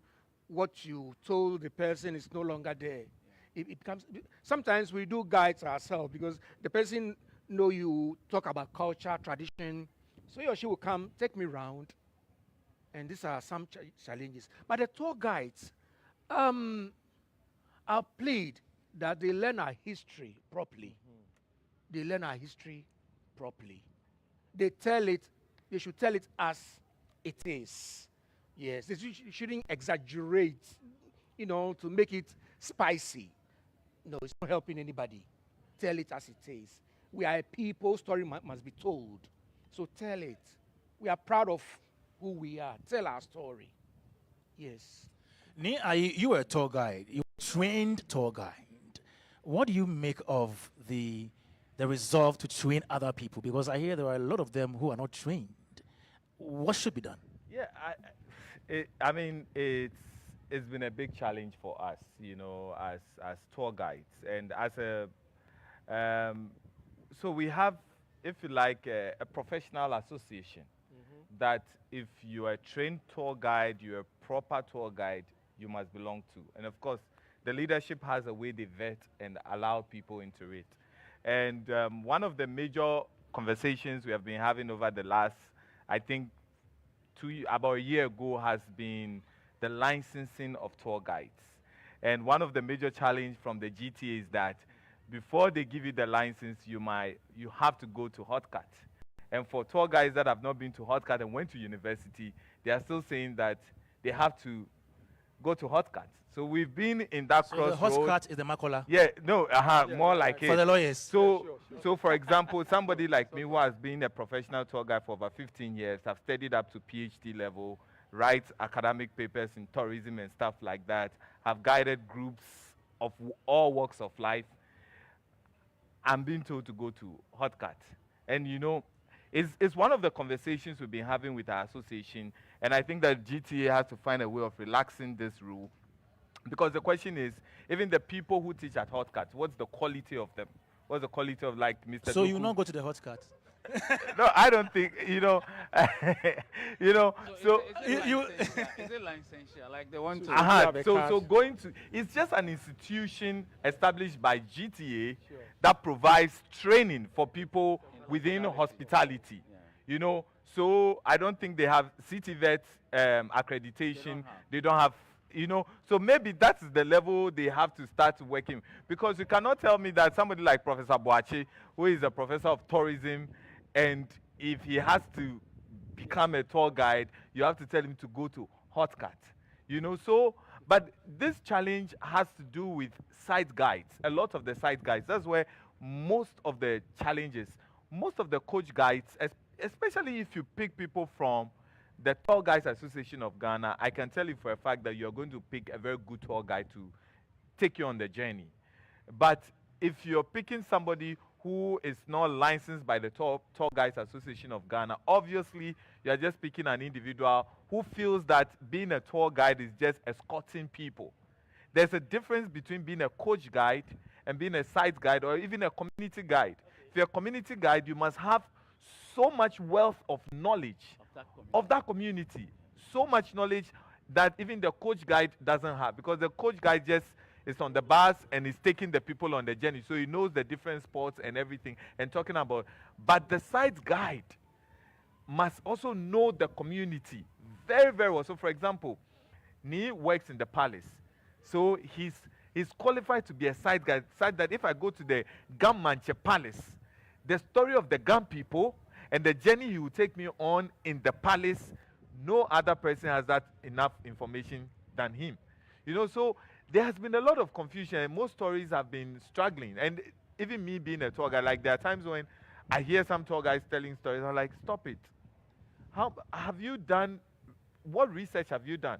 How much recently the group I just finished with, we had somebody telling all kinds of stories and we said, listen, stop it. You don't have any academic reference to back what you're saying. You don't have any community member. If like you have a chief community member telling you this story, like I did my research on storytelling, and my area of study was Asimman, so I was like sleeping in Asimman all the time. I just did not interview the tour guides for authenicity's sake and also for triangulation's sake. I had to interview a community member, two community members that grew up in the community, know the community to be sure. So you have the right information from them and From not them. the tour guides? No, I interviewed the tour guide, but you know, we academics, we like to argue. So they will tell you the tour guide is not enough. What if the story the tour guide is telling you is not true? So I had to interview a community member to validate what he's saying. You understand? And even on top of it, you also have to interview the tourists to ask them, the stories you heard, how do you...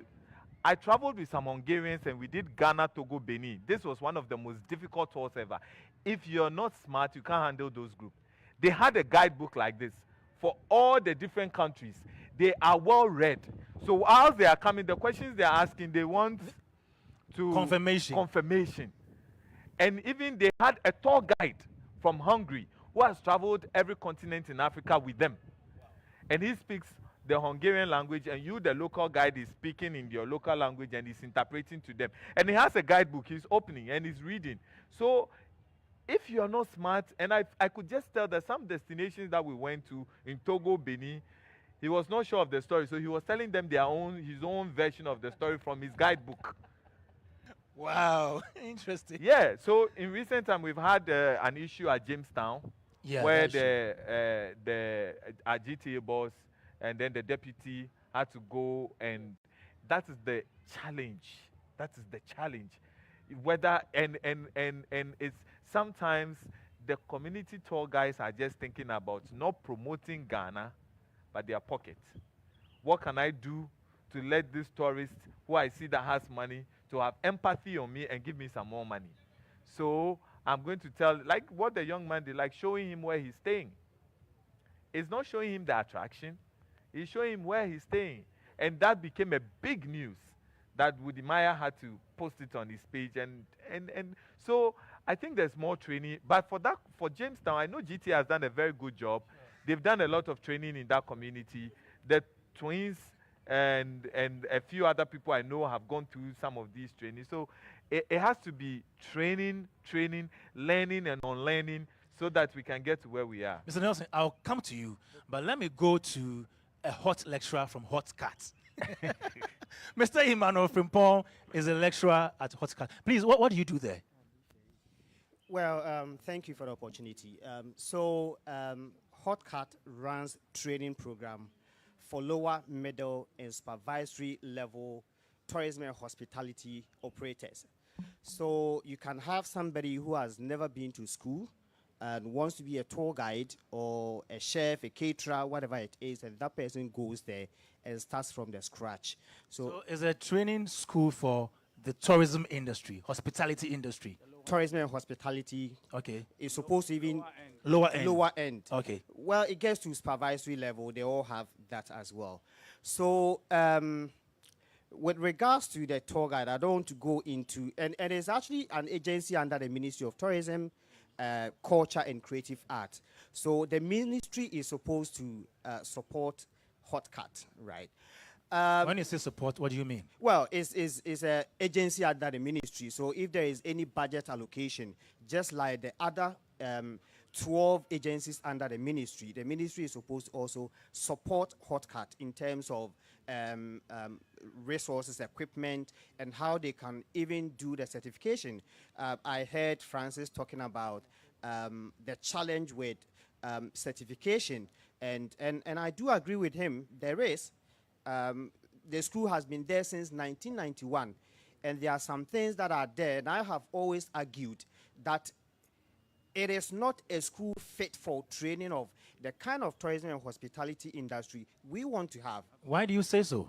Because if you go there now, right, and I'm not degrading where I teach, if you go there now, if you take even the kitchen, right, the equipment that are supposed to be there, if you go to a third rated or third-star hotel, you look at their kitchen setup and you compare, it doesn't fit, right? So if you are trained there and you are sent to a 4 or 5-star hotel, you not fit there. You not be able to use the equipment they use there because what they have there is obsolete, right? So it needs to be equipped. And then you come to the tour guides. We have different types of guides, and Ni mentioned we have driver guides, community guides. We even have coach guides, side guide, all of them. So if we are training everybody together, and interestingly, when you go to a tour guide class, you will have some who even have PhDs, some with masters, some basic, they have nothing. They are all together in one class. They all finish and they all call themselves tour guide. What type of guide are you? Nobody knows. So they go out there based on what is available, then they call themselves, I'm a tour guide. So whether it's community, any opportunity they get, they take. So I think we need to sit back and look at what is it that we can do. If you want to be a driver guide, what are the models for you as a driver guide? If you want to be a community guide, what are the models for you? Like what I've heard from Ni, fantastic. I don't think he's a community guide or, but such a person can be given a certain training, even storytelling. How we tell our story as tour guides is also important. GT organized a tour guide training at the National Museum, and I was part of it. As part of it, we came here for just observation, and there was a huge argument whether Kwame Nkrumah was right here, whether Kwame Nkrumah was a knife-born or he was just named Kwame Nkrumah, and tour guides were arguing about it. We couldn't know which is which. So I think we need to look at the models. The good thing is that CTVET has developed tour guide models, 105 of them, tour guide models that will be rolled out in the technical universities and then colleges. So anybody can walk in there, just pick out of the 105 courses, 1 or 2 that you want to do based on what you are doing. So somebody like Ni mentioned Professor Kwakubuache. So Prof can go there and pick just a course, one, and do it and then get certificate. And GTA has to also liaise with these schools. You don't have to say, if you're a tour guide and you want to get certificate, you have to go to HotCat. It is not everybody that can go there. And HotCat doesn't even have the capacity to train the number of people who want to be tour guides. So I think they need to collaborate with all the institutions that are doing one tour guide course or the other so that we can facilitate it, train good and quality tour guides who can really present the nation, our culture and everything so well that people are happy to come back. Thank you. Thank you, Mr. Emmanuel Frimponda. He's a lecturer at HotCat, giving us some insight into how they operate there. Mr. Nelson, I think I can come to you now. What is GTA doing to sanitize the tour guide space? Yeah. So thank you very much. Once again, I would like to give a shout out to your cherished listeners. It's been a wonderful discussion, and we hope that you do more, and let's work together to promote our own. Our culture is unique. Our tourism has a potential of bringing in a lot of tourists and all of that. That is very important. You know, when the incident happened at Jamestown with regards to the tour guide, our CEO, Mame Fuawajeto, quickly fell in with Abeku, our deputy CEO, and then they went to speak with the gentleman, and then she said that GTA is going to ensure that we bring all those people together and be able to sanitize the system. So like my brother Ni Solomon also mentioned, there's a way we can go about it, just as she said. We can soften the system because of the capacity that we have to accommodate people, to train people and all of that. I spoke with one lecturer at the IPR level. What they do is that instead of going through all the models, if you have practiced for a number of years, they give you flexibility. So if you have practiced like 10 years, and then you have a certain level, like your master's, you skip all the two, and then the final one, you just do a term paper and either write an exam or go for an interview. So we can make it flexible, just as our CEO said, and then sanitize the system. We'll continue the training. Those from the grassroots who have not had any education, those who have some substantial level of education, we can look at all of these people and bring it together because they are the mouthpiece of the tourism industry. And once they tell the story well, we'll be able to get all things across board. And just like Ni also said, I think that there should be a model that the lecturers or researchers will have to go back and talk to some of the elders in the community so that we can get it right. Because our elders are now growing, and which people are going to take over from them? We have to go back and looking at all the system, come together and get the fast streets. And all these are going to help so that we can sanitize the system. Yeah. Okay, thank you very much. Still here, Joy 99.7 FM, Showbiz A to Z. My name is Kwame Dadzie, show produced by Philip Nye, supported by Anita Tay, and we are streaming live on our social media handles. We've been talking about the Ghana people, their tourism, culture, and creative arts. This show is sponsored by Within. They say buy 3 or more ready-to-wear clothes or 18 yards of fabric from Within and get more fabrics this Ghana month. Vibe Ghana, Vibe Within, and also Serene Insurance. They say they are the new phase of insurance. Not forgetting a comfy fruits and juices. They are nature's best healthy juice. Now let's get into something more interesting. Let's get spiritual. I hear there is spiritual tourism. Let me start with Uncle Francis Doku. There is spiritual tourism. There is religious tourism. How is this in our tourism space? What is that? Spiritual tourism, religious tourism, if you can explain. Well, I don't know about spiritual tourism, but I it's know not the same thing. I know about religious tourism. Okay. I mean, religious tourism is, for instance, what we have with Muslims going to Mecca to pray. Okay. But when you are there, definitely you take the opportunity to taste their food, you pick a taxi or you pick a bus, and all that. Similarly, people also travel to their ancestral homes, to go and have communion, if you like, with the things they believe in, the gods, and all that. People travel from here to Israel. Christians travel from here to Israel to go and have some experience of the things that happen in the Bible. I understand that somebody traveled to Israel and somebody asked that they bring him water from the Jordan River, because he had some ailment and she was told that if she drank that water, it would go. So this person forgot. But when he came back, he got a gallon and fetched tap water into it and gave it to the person. So that doesn't look like it. The person didn't come with yeah, they forgot until they got to Ghana and they remembered, so he fetched water and gave to the person. Later, they asked the person if the sickness, he said yes, he got healing. So it's about what you believe. So maybe that's the spiritual side of things. So the Ghana water was able to do the Jordan. Yeah, it did. It's like a placebo, So yes, people travel for the purpose of what they believe in, and if you're there, I think that there are some churches that at the end of the year or a particular point of time in the year they go to where the church was started, where the prophet is, and then they go and have a convention, and all that. I think those are the things we call religious, travel. So I don't know what spiritual travel is, but I know that people travel for religious purposes. And once they are there are things that will happen, just like we spoke about the funeral, tourism. Yeah. If you travel to, for instance, to Tajevu, where the ARS, the Apostles Revelation Society, travel to every year to go and have, this thing. On the way, you would experience some of those things. So how do we package tourism around that?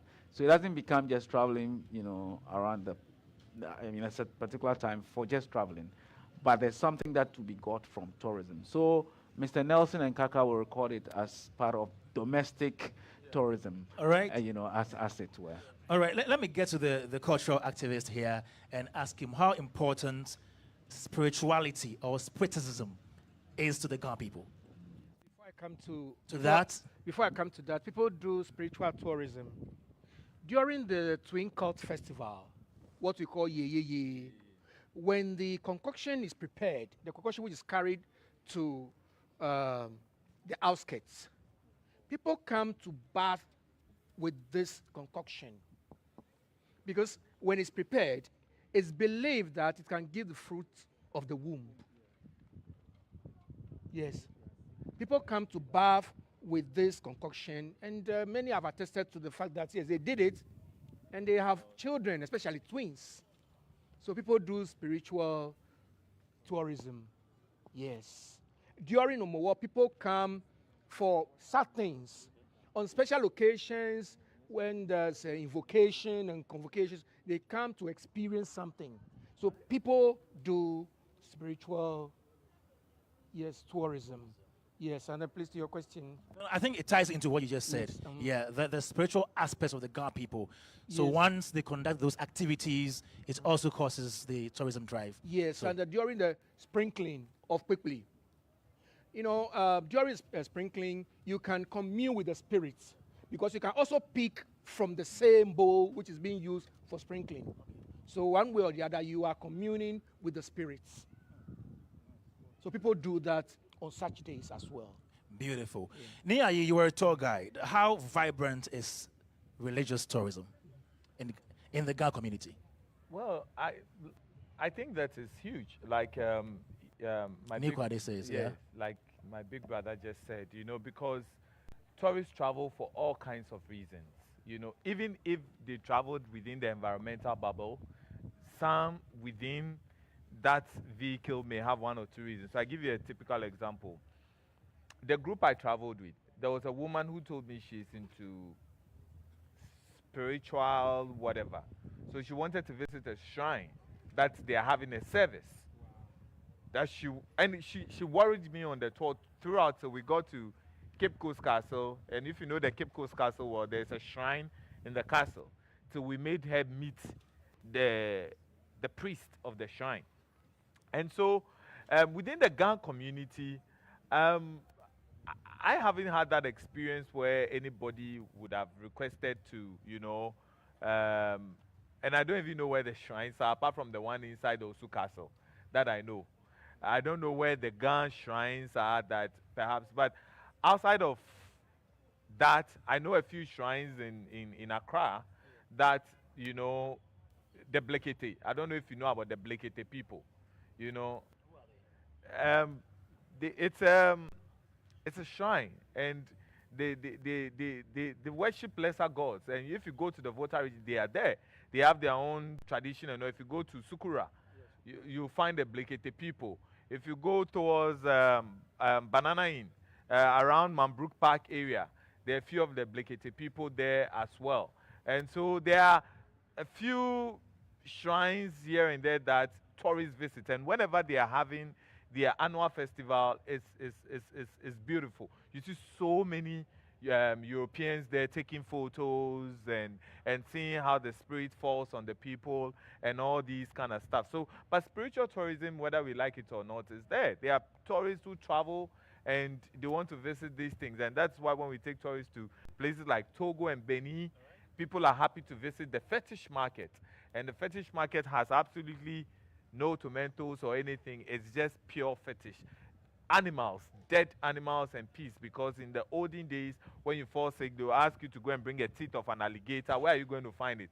You go to the fetish market, bring a crocodile, bring snake to prepare some concoctions for you. You go to the fetish market. And there's a fetish market in Togo, they have the fetish market in Benin, but the one, the Akodisewa fetish market in Togo is huge, you know, and when you go there, you see the metal god in the middle of the market. So, yeah, in Accra, I haven't spotted that, but if you talk about Greater Accra, that's why I've mentioned a few spots. There's Sukura area, Banana Inn area. There are a few of these, if you like, shrine homes there that people visit and they have consultation and they do all this kind of stuff. All right, thank you, Ni Ayi Solomon. We're still trying to get into spiritual tourism. Let me get Mr. Jones Aruna Nelson, Corporate Affairs Director, GTA. Does spiritual tourism register on your radar at GTA? Yeah, we've taken cognizance of that because tourists have their preferences. They have preferences. I remember we traveled to somewhere in Japan. They have a cultural hub town. They call the place Asakusa. So you do a tour. You go there. You go to the shrine, and then you go to the what's the name? Buddhist. Their monastery. You have to visit there. It's part of the tour, a package. And from there, you be on a boat ride. You go to the sea. You know, it's like a circuit. If you look at our part of the world, like Christians, for instance, they go for conventions. Some go to Israel, some go to other places that they go and fellowship. You know, the religious aspect. The cultural aspect, like my brother said, there are shrines. Hitherto, growing up, realized that when people were sick, those times we didn't have these hospitals and all that. It has not become well known. We only know of one doctor, Collinson, Dr. Bruce, and, you know, olden days. They will go and then when they have this, how do you call it? Convulsion. Usually they are rushed to shrines, and these modern days you go to hospital, they will tell you that it's because of heat that a kid will convulse. Sometimes they will just mark here, there, and all that. It used to work. Modern day Ghana, modern day times, what is happening? So we can repackage it and see how it goes. But of course, the religious tourism, cultural tourism exists. If you go elsewhere, they've really packaged it and they are selling it to tourists.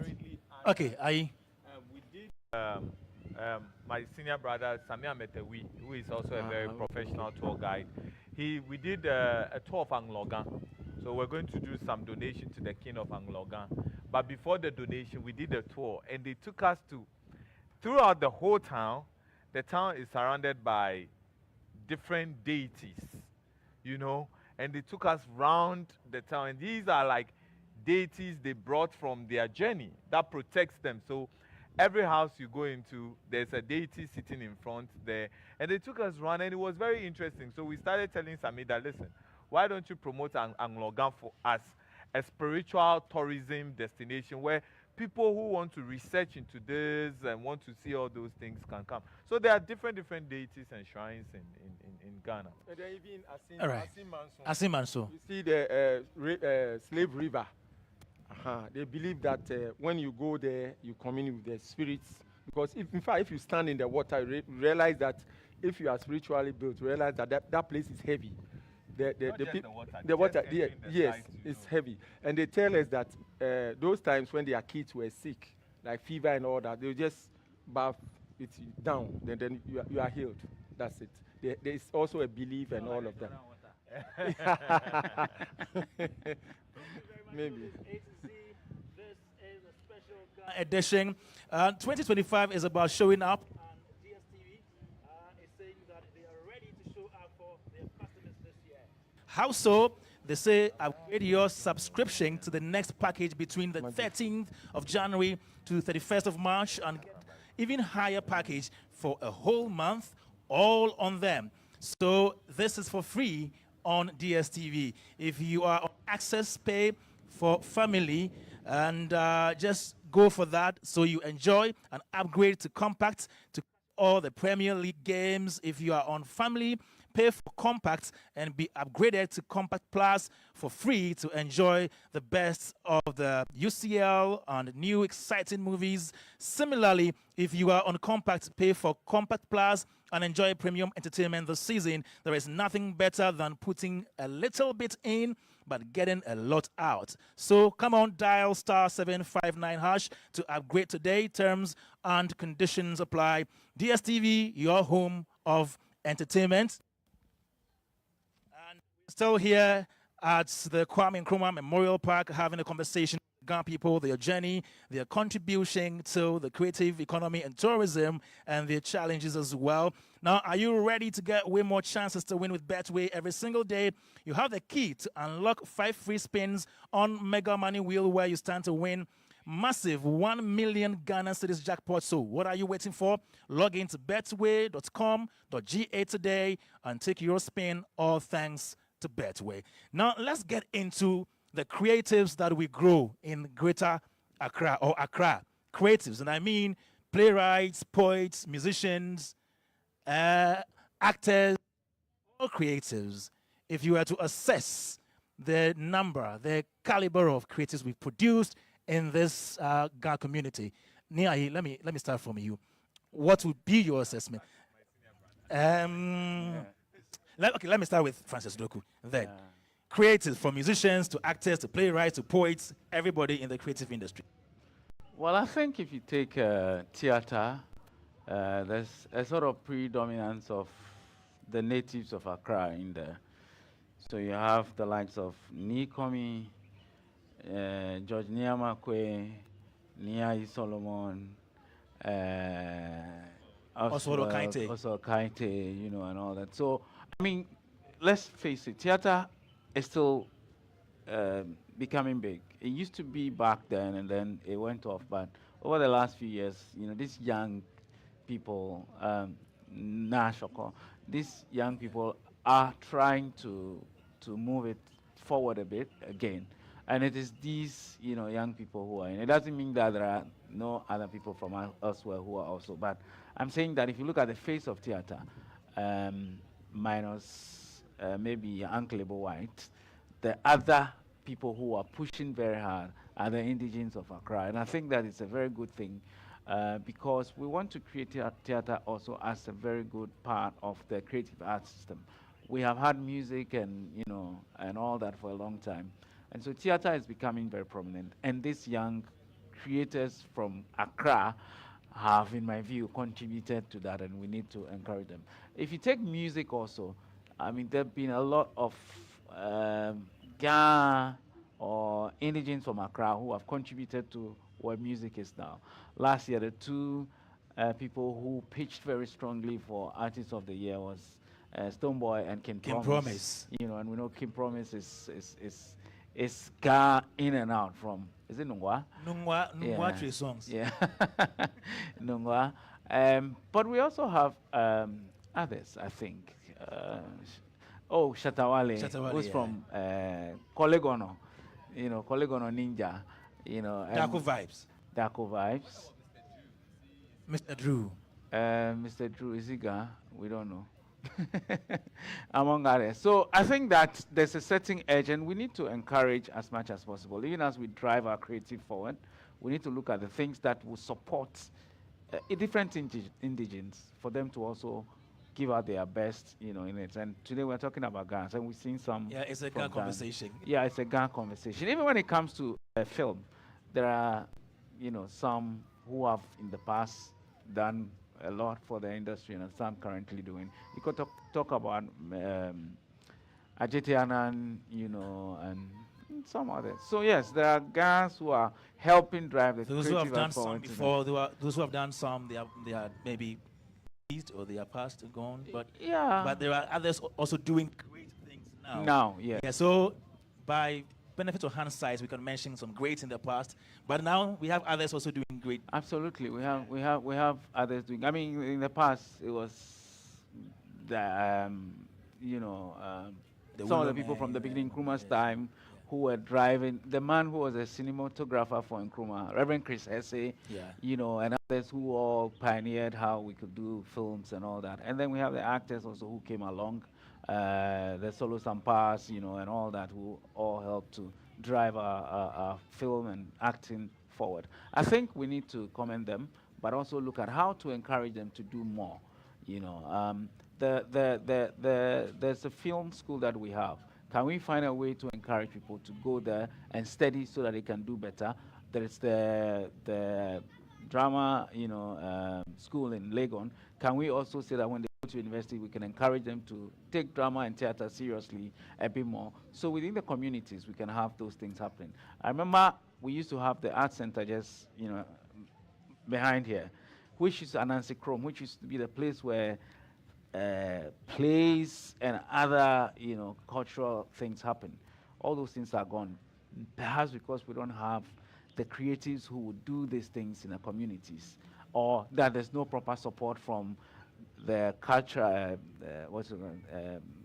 Commission on Culture to support these things, or from GT or from anybody. So we need to look at how the to local encourage. authorities as well. Absolutely. They can venture into that. Yeah, we need to encourage. I remember one of the ministers when she came to the vet and said that she was going to work with the local communities to make sure that they let tourism thrive in the community. Because, Kwame, if tourism happens or those creative art things happen, it benefits the young people mostly in those communities. It goes strong. If people come to watch a performance here at the art center, they're going to pay money, and that money will be going to the creators, those who are acting, those who are standing by the gate, those who are doing them and helping. So we need to encourage that so that within the communities, those things will happen, and it will benefit the people within the community. Let me turn to Nikwade Intre, who is also somebody who works with local authorities.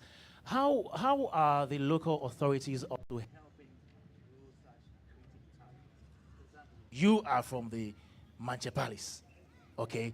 So what are they doing, the local authorities, to promote these creatives? I'll take it from this direction. Okay. You see, Natsuriu. Amantiba. Amantiba was born and bred here in Accra, Adimbo. Yeah, I think, yeah. And you see, it's kind of music, folkloric. Look at Wulome, that kind of music. You see, without the benefit of writing, our forefathers have put a lot of our history into songs. And that's the kind of music Wulome, Tajeloi, and others played. Ablade. Wulome.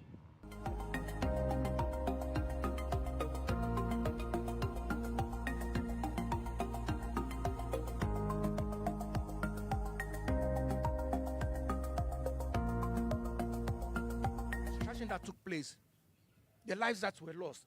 So they were telling son to go and tell God, come to our rescue. And yesterday, 3 days ago, you were playing Wala Walasa. That was about the drainage system, the central drainage system done by Buzia. Song. These kind of songs are the kind we don't see anymore. We don't hear them any longer. And we have a lot of history embedded in these songs. We don't hear them anymore. We are all, gravitating towards the. This is something we must encourage. In my kind of poetry, I'm developing a new kind, which is basically pure Ga language with history, folklore, and storytelling. And you don't find people doing these things. And it's heartbreaking because it's an area, if it's well developed, it will help conserve our history, culture, and practices. But I don't have people doing it. This is where I want the education service to even take it up. Create a curriculum to teach these things. We have a system where even your language is not being taught in the school, in your region. How do you get people to play music, write songs, play and other things in your language? So we have a fundamental problem which must be tackled if we want to grow as a people. Thank you very much, Nikwade and Shre. Still here, Showbiz A to Z, Joy 99.7 FM. We're going for a break. We'll be right back.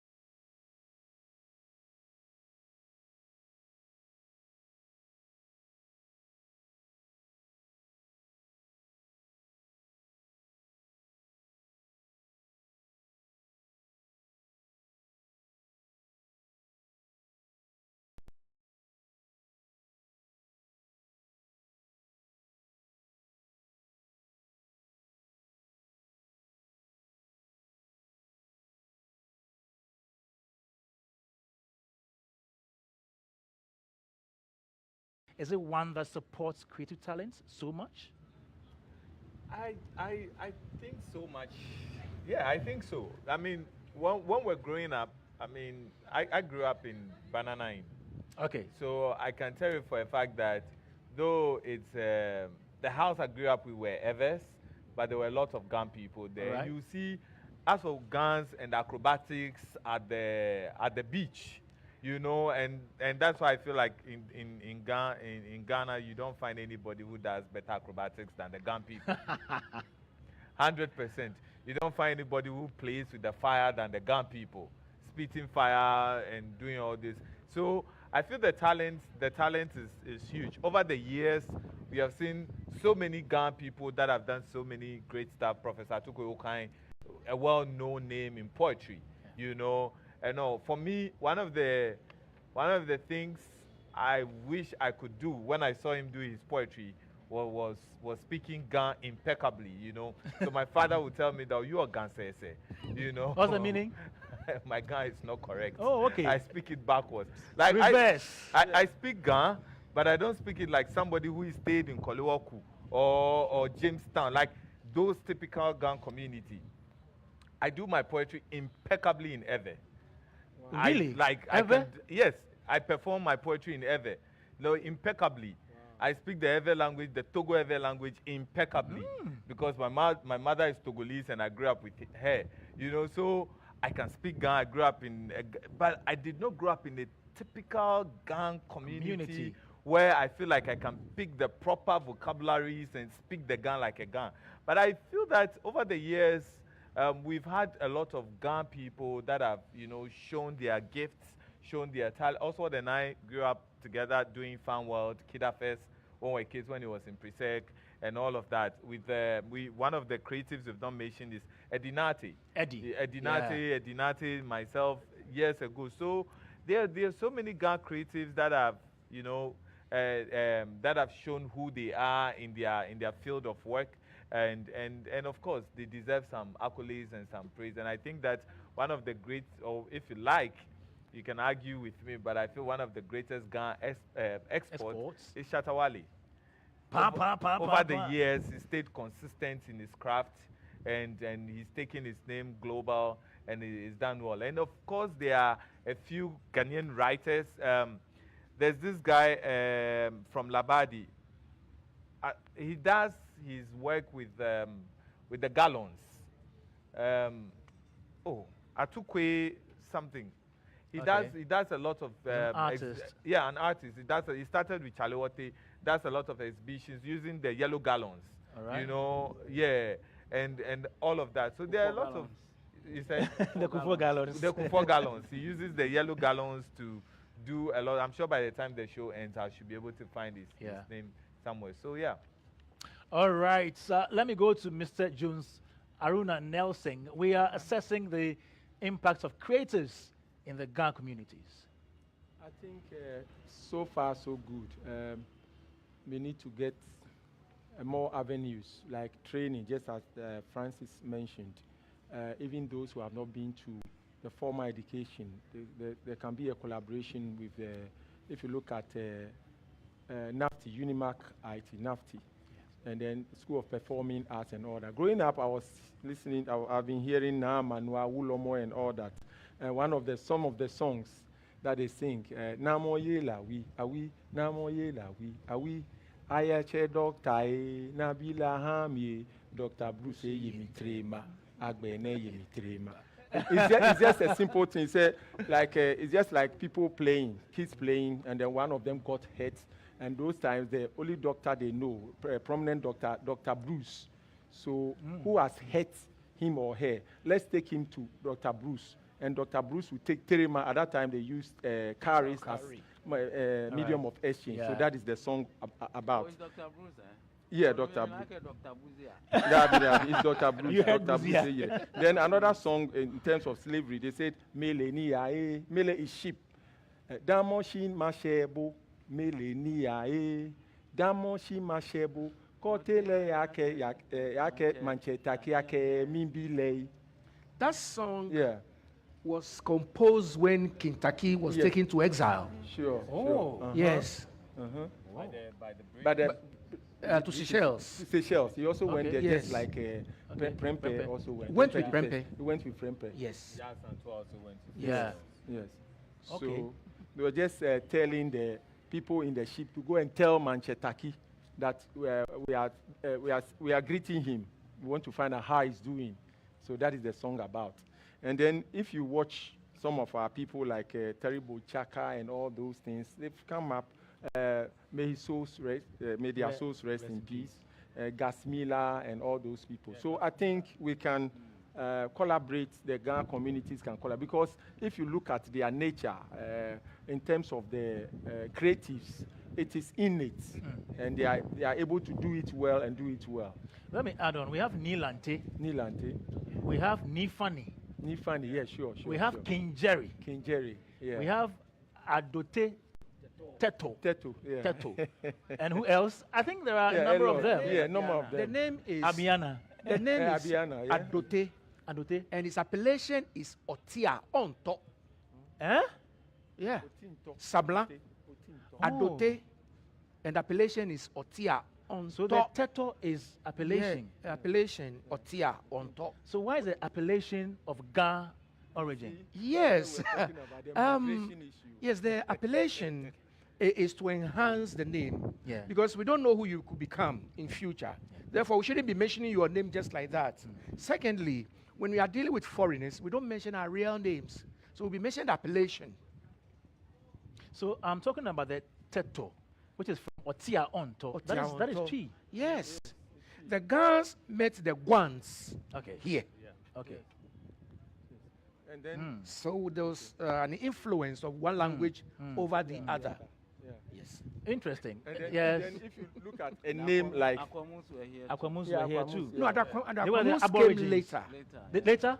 Yes. They came here also. The Aquamus came And later. lived here for some time. You see, before the 1600s, the Ghans had a system, a very stable system, for which reason Prince Ode was brought here to be taught how to rule. He was circumcised, and that angered the Aquamus to attack Ghana. Because you think circumcised are royal. We don't cut our royals. But you see, the Ghans, that's the reason I told you, people say we are Jews. We do circumcision. We can't deal with you. You can't come near our kings uncircumcised. We Yeah. are unclean. Yeah. Brought the fight between the Ghans and Aquamus. Awesome. Mr. Nelson, are you done with your point? and then just one line. Okay, one line, yeah. So growing up in Mataeko, I met this Roots Anabo. They came from Osibisa. They used to have their rehearsals. So growing up, Are they we used Ga? Are they of Ga or? yeah, majority of them Mixed. are Ga. I think It's there a were mix. some Egbers as Yeah, well. yeah. Oh. It's a mix, Ga, Kwapim and all that. But they used to have their rehearsals. So there is a place around Mataeko. We call them the place. What's the name? Something Gardens. I've forgotten. All Quiet right. Gardens. Okay. Quiet Gardens. Yeah. Used to be. They have rehearsals there. So we used to go and watch them. So out of that, I also joined cultural troupe and all that. And then even at the secondary school, I did Gan. I had to choose between Gan French. I was good at French, all right, but our French mistress discouraged us. She said we are good for nothing in French. So we said, okay, let's go to our language. Let's go. So I had one in Ghana in the secondary school. As I sit now, I've taught Ghana at the JSS. Oh, wow. I can speak and write impeccable Ghana. Interesting. I want to write a book in Ghana. Okay. In tourism, something Right, on so tourism. that I can read. So I can write. I can read and write in Ghana. And also one person, Adolf Tego. Adolf And we Tego. hear, yeah, he passed a few days ago. Yes, Adolf Tego, also a Ga musician. Still right here on Joy 99.7 FM. And Castro. And Castro, Castro. the Destroyer. Castro. Is he from Tadi from here? They live in Tadi, where they Okay. come from. But he was yeah. Ga. Yes. Okay. Yeah. Okay, interesting. Near Ikwe Parks. Near Ikwe Parks. Yeah, he's Okay. a very known Ghanaian writer, All right. poet, editor, a very dynamic poet. Beautiful. Yeah. Beautiful. Shall we touch on event centers before we say goodbye? Event centers in Accra. Do we have a problem with that? I think we have a lot here, or don't we? Well, we do have a big problem with event centers. I mean, Accra is the capital of Ghana, and so you want to have centers that are befitting Yeah. to the aspirations of the nation when it comes to tourism, Yeah. especially. But we don't have any. I mean, we don't have a global standard convention center in Ghana. That's the first point. We don't have one. What we have is the international AICC, which is Accra International Conference Center, which is too old now. There are a lot of, I understand, cultural, structural issues. It's not, the size is too small to have the kind of conferences that you want to have. What we understand is that it's something that was started at the trade fair site, which is being built. Yeah. We're told that it is being built off-site, and they will carry it and come and put They it say there. it is prefab. Prefab. So it's off-site, and they will bring it there. But just to say that we don't have any proper suitable. So we're playing in the lower ranks of the global mice, issues, because you can bring a big conference here. For instance, South Africa this year is hosting the G20, the first time it is going to be held on the African continent. We couldn't have hosted that. Zimbabwe is hosting the COP15, this year. Maybe we could, but we don't have the venues, as it were, to be able to hold these things. So I think one of the very important things that have to be done is to look at how to position us to be able to have, in this capital city, very, very good and global level, convention center. That aside, we also need the small areas where, as I mentioned, for instance, there used to be Art Center used to be very active, and it served as a place within the community for people to come and see plays, see other performances and all that. We don't have those now. Now, Marine Drive project. Yeah, but you see, that I wish that the government can stop them from destroying the art center, because I cannot fathom the fact that Kwame Nkrumah had this vision. Every region has their cultural center. I mean, you can't tell me that you're going to do a project in Kumasi, so you are breaking down the Kumasi Cultural Center. The art center was built by Nkrumah, and he served its purpose to promote the art and culture of the jurisdiction. Yeah. This is what we have in Accra.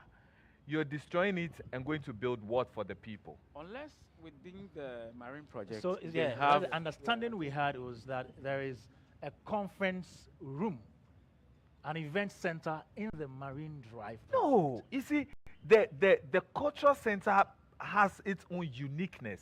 And the moment you break it down, you've destroyed everything. The art center is there. Within the cultural center itself, they have different amphitheaters that were built.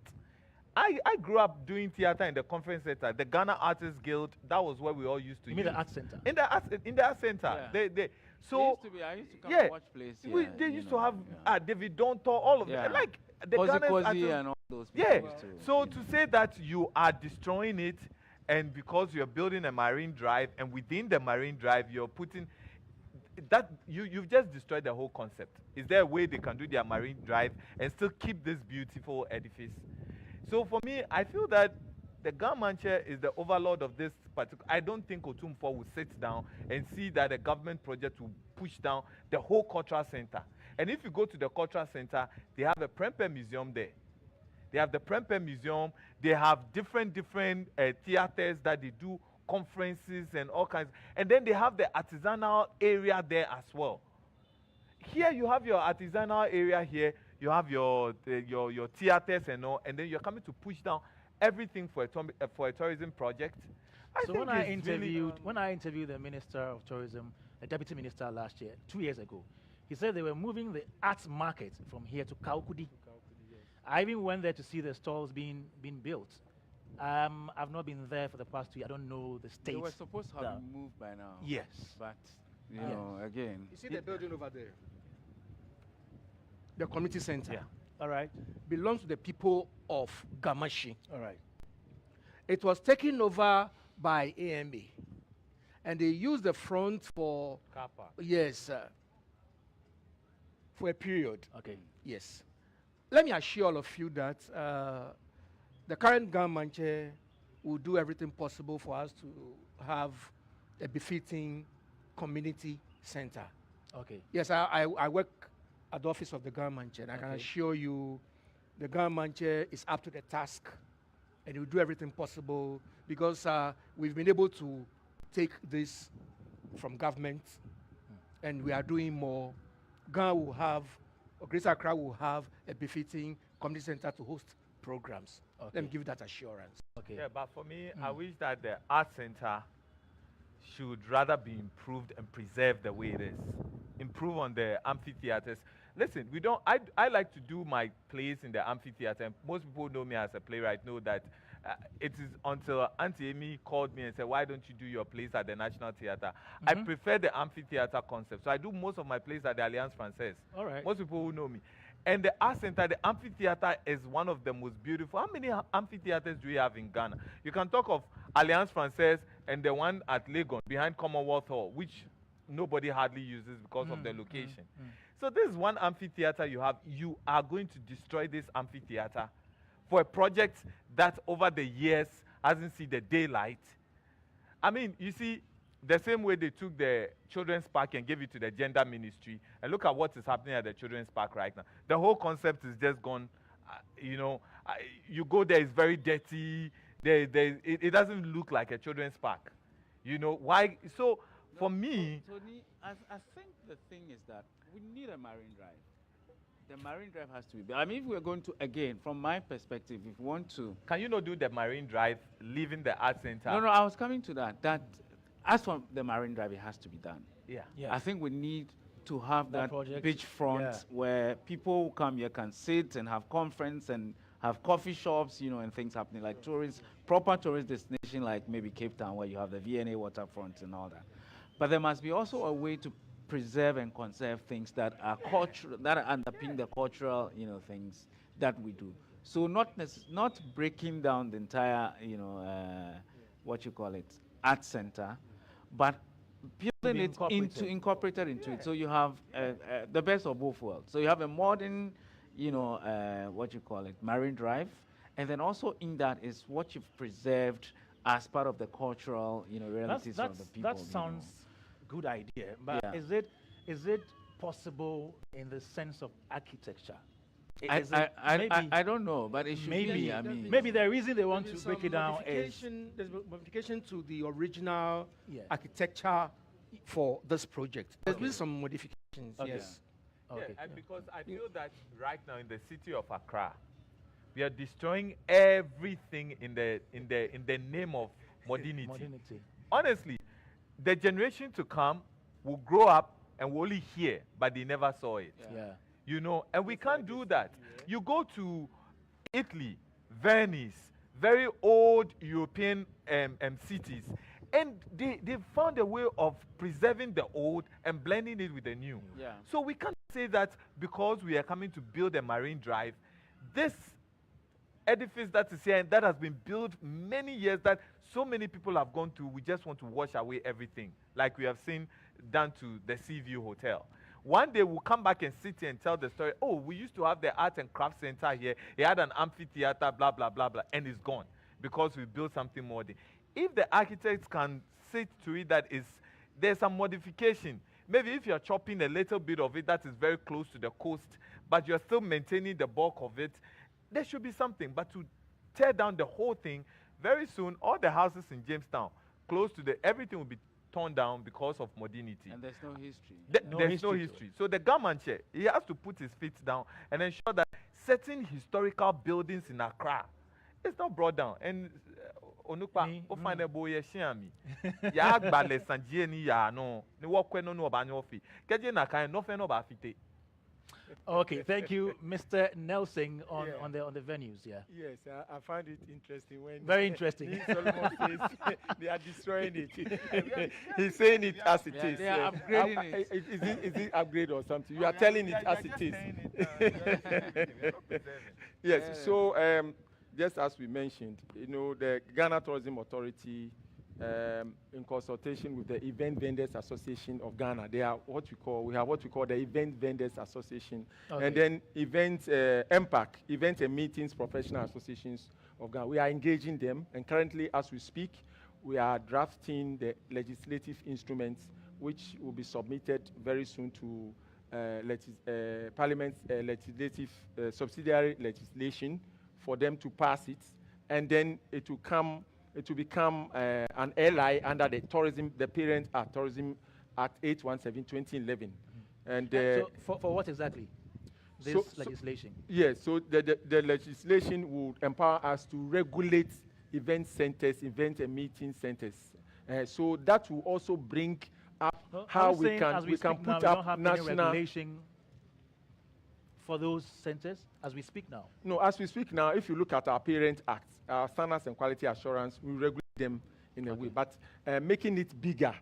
We have FB, Food, Beverage and Entertainment, LI 2238 under the LI. Yes. All right. So just as we regulate the size and attractions 2393, we want to also have it big because Ghana is being touted to be a meetings, events, and conventions center. So this will call for places to be demarcated so that we can host a group of people, 10,000, 15,000, and all of that. So this one will call for that. So currently we are in touch with them. The drafted LI has been done. It's been taken to the subsidiary legislation. Okay. Parliament. Yes. Thank you very much. Let me go to Mr. Emmanuel Frimpong Atta Kusi. Then we come take our final words. Then we say goodbye. So, Mr. Frimpong, your final words, please. Let me congratulate you for putting this together. I think this has been great. Sometimes I must admit, you sit in such programs or conversations and you get depressed because over and over the same things are being talked about and nothing seems to be done. And I think, but we can't also stop talking about it. We have to keep talking about it till those who have been mandated to talk about, to act on it, begin to act. So it's been great. I think 3 things stood out for me.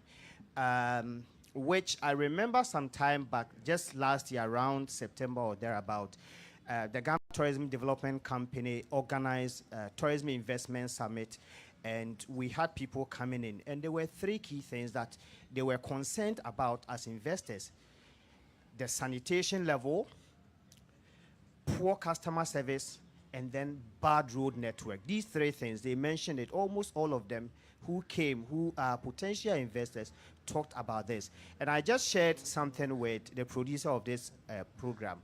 Just last week, I was in Berlin, and I had a team that came in December, January, who were interested in investing in Ghana. So I had to go back and meet them.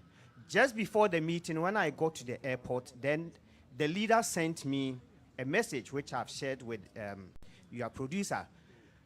The message was that the German investors are not interested in Ghana because of the level of the polythene bags, the filth around. And I was really worried. I was worried because I bought my ticket. We are meeting these people. We've had engagement. So I think the problem we have, they are not big problems. But I don't know why we can't take responsibility and deal with them. Polythene bags, how is it helping us? Road networks, can we collaborate with agencies that are responsible for it? Poor customer service, what does it take to train? The 1% tourism levy, there's a portion that is supposed to go into training. Year by year, how much hasn't gone into training, capacity building of people who are working? We talk about it, but we know we are not doing it. So for me, I think, yes, we talk about it, let's put action to the words that we talk about. So thank you. Thank you, Mr. Emmanuel Frimpong Atta Kusi Kakra.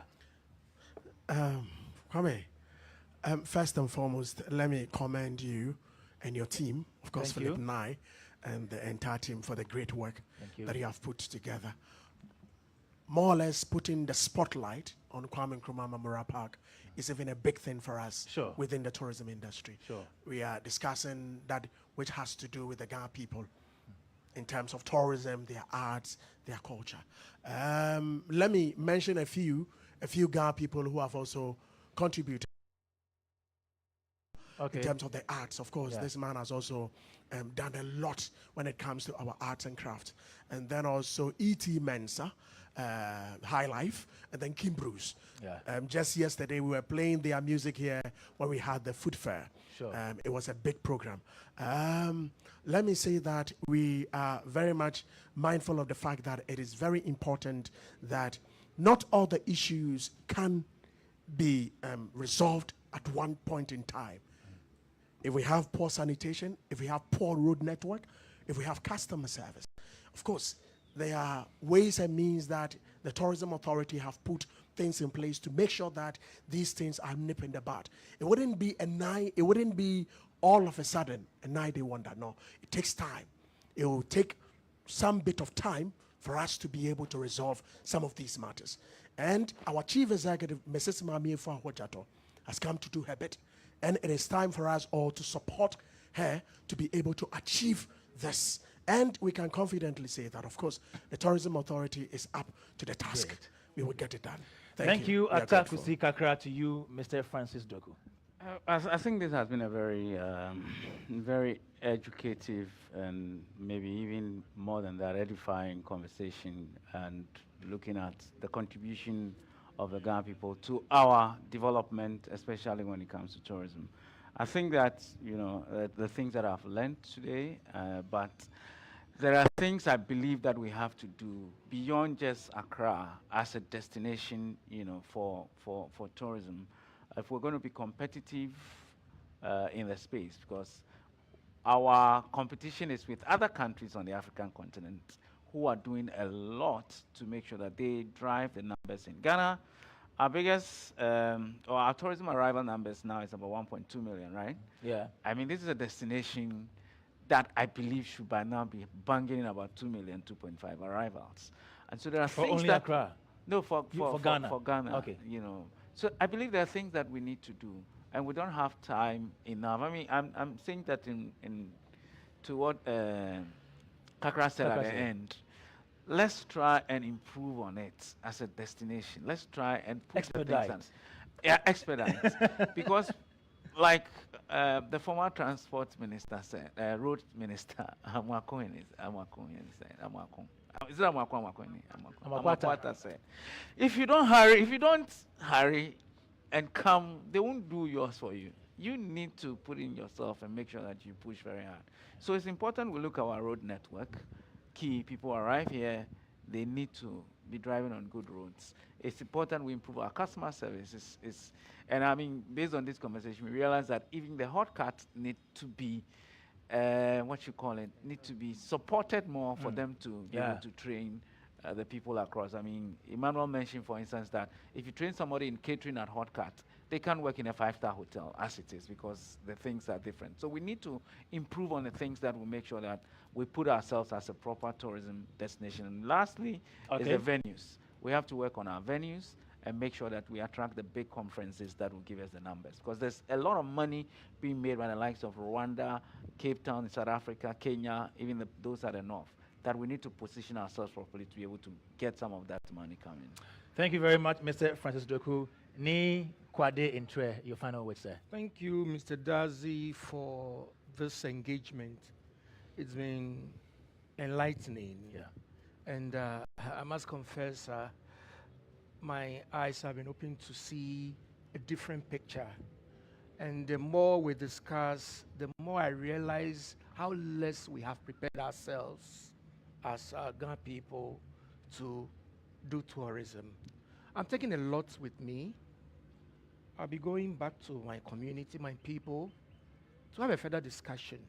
There's more we have to do if we are to reap the benefits of tourism within this enclave. We've not done much. Sure. I must confess, we've not done much. And I thank you for this, meeting to sit with experts to speak about the ministry, what they are doing. If you don't meet people such as this who tell you what it looks like, it becomes fuzzy. Yeah. Yes, it's not everything that you read, which is true. But when they speak, they're also some math, you get a clearer picture of issues. So I thank you very much. And I believe Joy FM will be doing more of such things. Yeah. To let this is our fourth edition. Yes, to bring more awareness. Exactly. Yeah. We are going around various parts of the country. Let me get you, Ni Solomon. Thank you very much. I would like to say a very big thank you to Joy FM, to, of course, my friend Philip and everybody for inviting me on this. I'm grateful. As part of my closing remarks, I just remember the name of the young man I was looking for. His name is Serge Atukwe Clote. Okay. Yeah, so you can search him out. He does a lot of stuff with the gallons. Yeah. I think that, first of all, the issue of sanitation has to be looked at. I wish that the use of plastic could be banned, because it's just an eyesore everywhere we go, because we don't have people cleaning our cities. And I have to say that hurriedly that if Ghana does not sit up, Benin will take over tourism from Ghana, because they are the current president is making everything possible to make Benin the hub for tourism. Wow. He's renovating all the museums in Benin, Every time you go to Benin, there's something different. All roads that leads to major tourist attractions are all being fixed. If you go to Benin currently, their historical sites are being fixed. You know, so they are doing everything possible to be able to reap a lot from tourism. There's that deliberate attempt from the man. Like, it's mind-blowing. Every time you go, the streets are clean. Great. Meanwhile, they came to learn it from Ghana.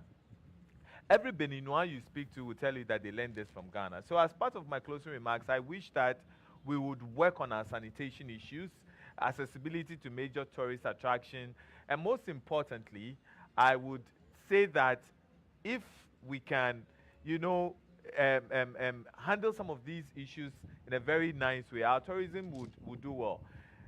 The next thing is we have to work on our storytelling. Great. They say destinations do not sell themselves. Stories sell destination. So if you do not tell your story in a very good manner, nobody will come. Come to Kwame Nkrumah Mausoleum. Everything that happens here is storytelling. Everything. So we have to try as much as possible to know that as a destination Ghana, we are competing with a lot of people. And if our storytelling, we don't work on it and all of these, it will become a major problem. And most finally, I think that Kwame Nkrumah, Independence Square, it's in the hands of the national security. In order to promote tourism in the manner in which we want, knowing that Kwame Nkrumah Mausoleum is one of the most visited tourist attractions in Ghana, it should be in the hands of the GTA. Okay. I mean, no, I mean Independence Square. Sorry, I mean the Independence Square. It should be in the hands of the GTA because really, what is the national security, whatever there? So, because the place is dirty, they don't keep the place well and all. At least if GTA is managing it and they link it up to the Nationalism Park and then the Geese Park and then also the park that is done for the 3X servicemen, we can write a proper story there that even you can have tour guides there. Thank you very that much. will take you on the journey. So, that's Thank you, that Ni Ayi. my And closing to remark. you, Mr. Nelson.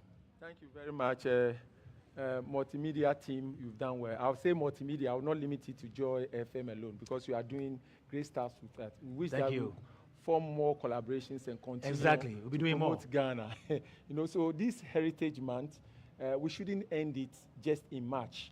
I would kindly urge all the hotels, you know, restaurants to be able to serve our traditional cuisines throughout. And then throughout the month, they can also organize a section such that their staff can be in kente or something, dressed well in Ghanaian dressings and all that. Thank you. It could promote the tourism industry. I want to give a shout out to our new CEO. You know, women, they are able to lobby. Mame very well. Wajeto. So, Mame Wajeto and our minister, Honorable Exactly. Abla Jifagomashi. Thank you. They should, all Ghana support, they should push the new agenda Exactly. and we'll be able to do our bit to promote Thank Ghana. you very much for listening to Showbiz A to Z today. It's been a wonderful experience having all these great personalities here to talk about the Ghana people, their history, their culture, and their tradition. My name is Kwame Dadzie. This show was produced by Philip Nye, supported by Anita Tay, and on camera we had Samuel McCaffrey, Isaac Osei, Emmanuel Inti on sound. We had Jack Lord, Eric Donko. Light is Isaac Amua. Engineering, Ernest, Posse, and Larry. Not forgetting the director, Asantua. My name is Kwame Dadzie. Once again, we are back on your radio next week. Bye-bye.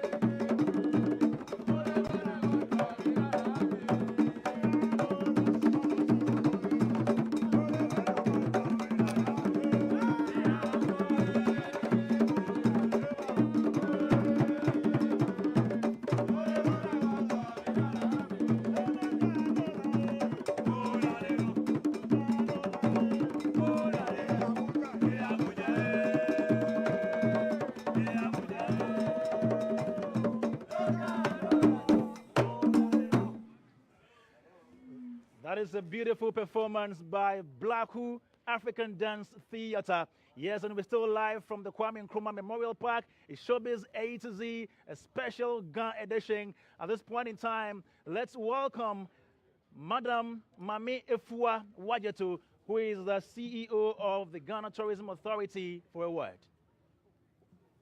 Hello. Hello. Thank you very, very, very much, Atsudazi. And it's once again a privilege to be on your set today. Today, obviously, is a special day, honoring the Ghana traditional people. And all of this is happening because of our Heritage Month. Our Heritage Month is a month that we identify as Ghanaians. So it is only right for you to pick one of the tribes and, you know, replicate who they are and what they stand for. I'm going to make sure that you stop this project. And the Lord somehow, I don't know whether I should call it a curse or whatever but he spoke and everybody's language changed. So they couldn't communicate with anybody. They couldn't finish the project. So the project was just abandoned. And that is when people started migrating from one place to the other. I personally believe that Africans, you know, migrated from that tower or from Sheena, where they migrated to originally. And when the Lord scattered everybody, everybody started traveling to find peace somewhere. Because you couldn't communicate with anybody. You couldn't plan with anybody. They were not a unit anymore. And people started finding their own ways here and there. And I'm not surprised that we say the guys come from Egypt because of that. You know, so some may have settled there, some moved on to Uganda, some moved on to Nigeria, and some came all the way here to Ghana, and today we have the Gas. The Gas are special people, you know, a special tribe in Ghana. They represent so many things as far as Ghana is concerned. And today we congratulate Joy FM for celebrating the Gas today. It will be a pleasure for all of us to understand a lot more where they come from, what their culture is, because we live on the Ghana. I think it's with everybody. Yes. We are all partly Ghana today. I'm telling you. Thank you very much, you. CEO of GTA. Now to you, Nikwade Entre. So you heard a question. Where did the Ghana people come from? Let's start from there. Mr. Dadzie, the Ghans migrated from somewhere, but the reasons attributed to their point is such that there are stark similarities between the practices of the Ghana people and some of the practices within that enclave. Where we have Egypt today is only a small place, but the larger place used to be called Egypt. The entire place used to be called Egypt. And along the River Nile, there were a lot of nomadic tribes along the River Nile. But as it is with every group of people, once a while, they will choose to find a better place to live. For that reason, they left. But let me emphasize that they did not live as one Ghana group. Okay. They left in bits and pieces. And it's a reason we have different migrating routes in our history. Yes. They left in bits and pieces. Of course, they speak the same language, so they follow each other's trail. From there, they went to Ethiopia. They descended to southern Sudan. There is a tribe in southern Sudan that speaks almost the same language as Ghana. Wow. Yes. From Sudan, further down to Nigeria, in fact, these are the major spots that you can talk about in all the narratives. Okay. And in Nigeria, some settled in Benin City. Okay. Yes. Others to the Ile-Ife that we all know about. Some went to other places. The long and short of it is that we didn't arrive here monolithically as well. Yes. Mm-hmm. Uh-huh. Others went through other routes. When we arrived here, we arrived in 4 main groups. There was Sagban. That's Gamashi. Okay. Then Wakpele. Tema. Okay. So Tema is part. Yes. Yeah. Okay. Wakpele. As another group. The Nungwa unit, another group. And then the La unit, another group. You may ask of Osu and Teshi. Yes. Teshi evolved out of La. Okay. Yeah. Teshi evolved out of La. And Osu came from the Osu Wim. Mm-hmm. My hometown. Osu Doku. So Osu means Wasu. Wabashe. We have arrived. Okay. Wasu. Wasu. Wabashe. So these are the major groups that arrived from the James Plain in our appellation. Okay. The Asieduketek appellation, I was explaining that. Okay. We're not that many. We're not that many. The name Ga, when you get to the other enclave, is known as Ge. Ge. Ge. That's why they ever say ghetto. Ge. Ge. Yes. Okay. And when we arrived here, it became Ga. So you were the same people. The same coming. people. You see, along the trail, some decided not to move any longer. This is where we want to settle. So people settle along the route. Interesting. Yes. Okay, so what's the difference between the Ga and the Dangbes? Are they one people? Yes. They are one people. In fact, the Ga language is Proto-Dangbe. What's the meaning of that? The Ga language evolved out of the Dangbe language. This is getting interesting. Yes. The Ga language Evolved came from Dangbe. out of the Dangbe language. So Dangbe is a parent language. Yes. When I speak Ga, Dangbe will understand. All right. But the reply will be different. In the same Ga, but with different vocabulary. That's the way it is. How did it happen that we had the Ga people around this area and the Dangbes at that side? Yes, it's the same migration. We didn't arrive as one people. Some went, others followed. But you see, the commonality in the spoken language is the reason you have them in subgroups. I speak what you understand. So I'm more comfortable being with you. Mm-hmm. Even in Ga, the Ga that we speak here, Gamashi, Yeah. as you migrate from Gamashi to Osu and La, you find certain words, certain phrases changing gradually. Even to Nuwa. Yes.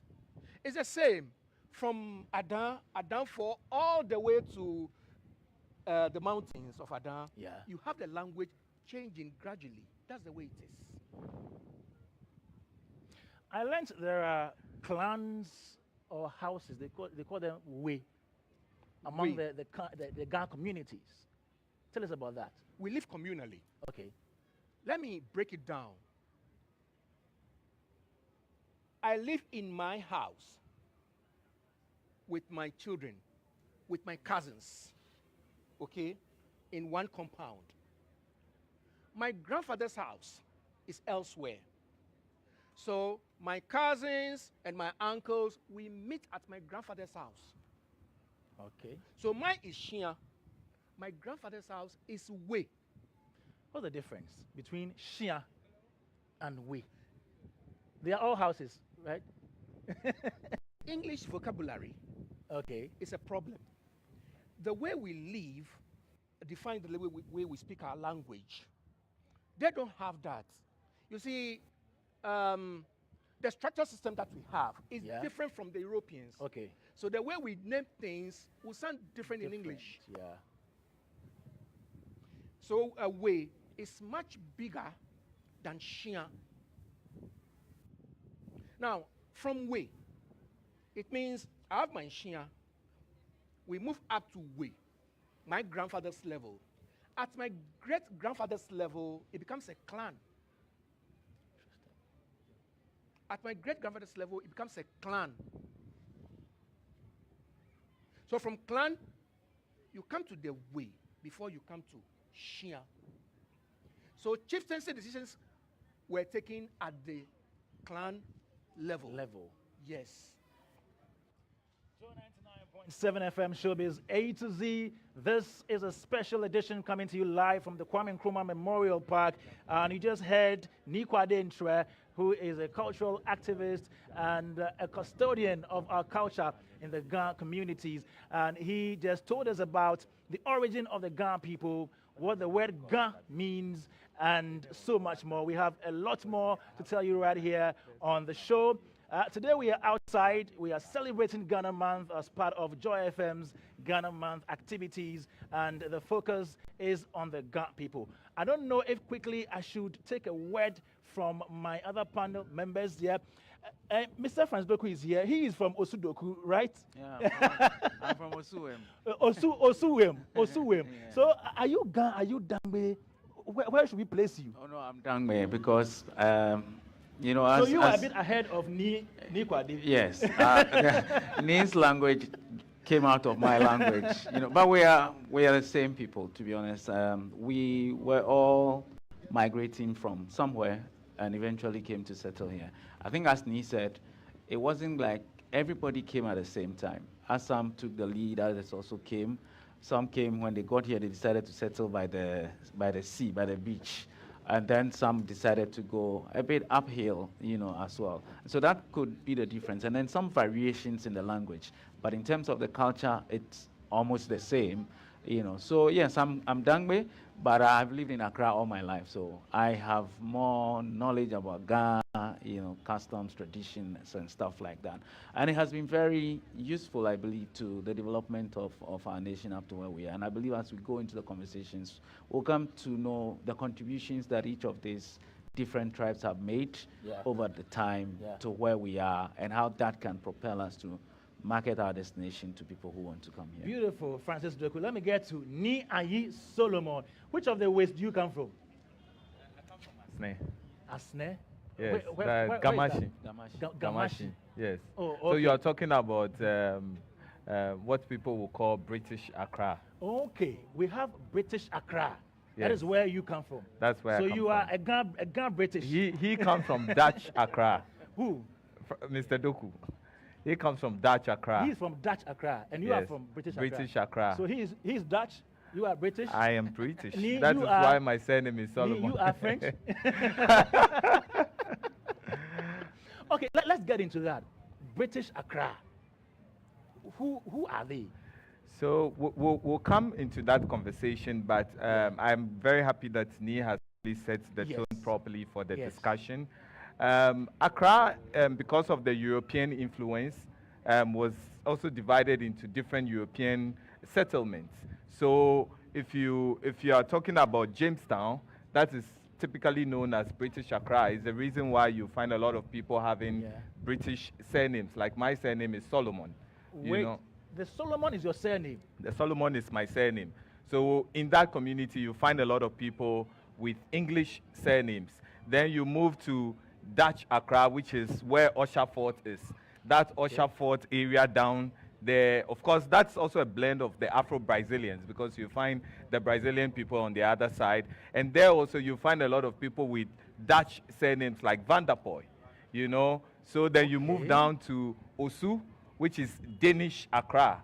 So you find people with surnames like Hansen, Richter, Henrich, and stuff like that. So these are like the different Europeans and their influence. Of course, in British Accra, the British built Fort James. Okay. And then they also built the first hotel that was built in Accra called Seaview Hotel, which recently has been broken down. And then in Dutch Accra, you will find Usher Fort that was built by the British. And then when you go to Danish Accra, you'll find the Christiansborg Castle built in the 1660s. You know. Usher Fort was built by the Dutch, Okay. and then the Danish fort or the Danish castle was built by the Danes in Osu So in we have 1660. only 3. In Dutch- Accra, you find these 3 settlements. Okay. So where do we place a name like Nine? Is it British Accra or okay, that's yes. It's La. It's La. La. Okay. Let me get to Mr. Jones Aruna Nelson. Onuga, Owiega. I beg.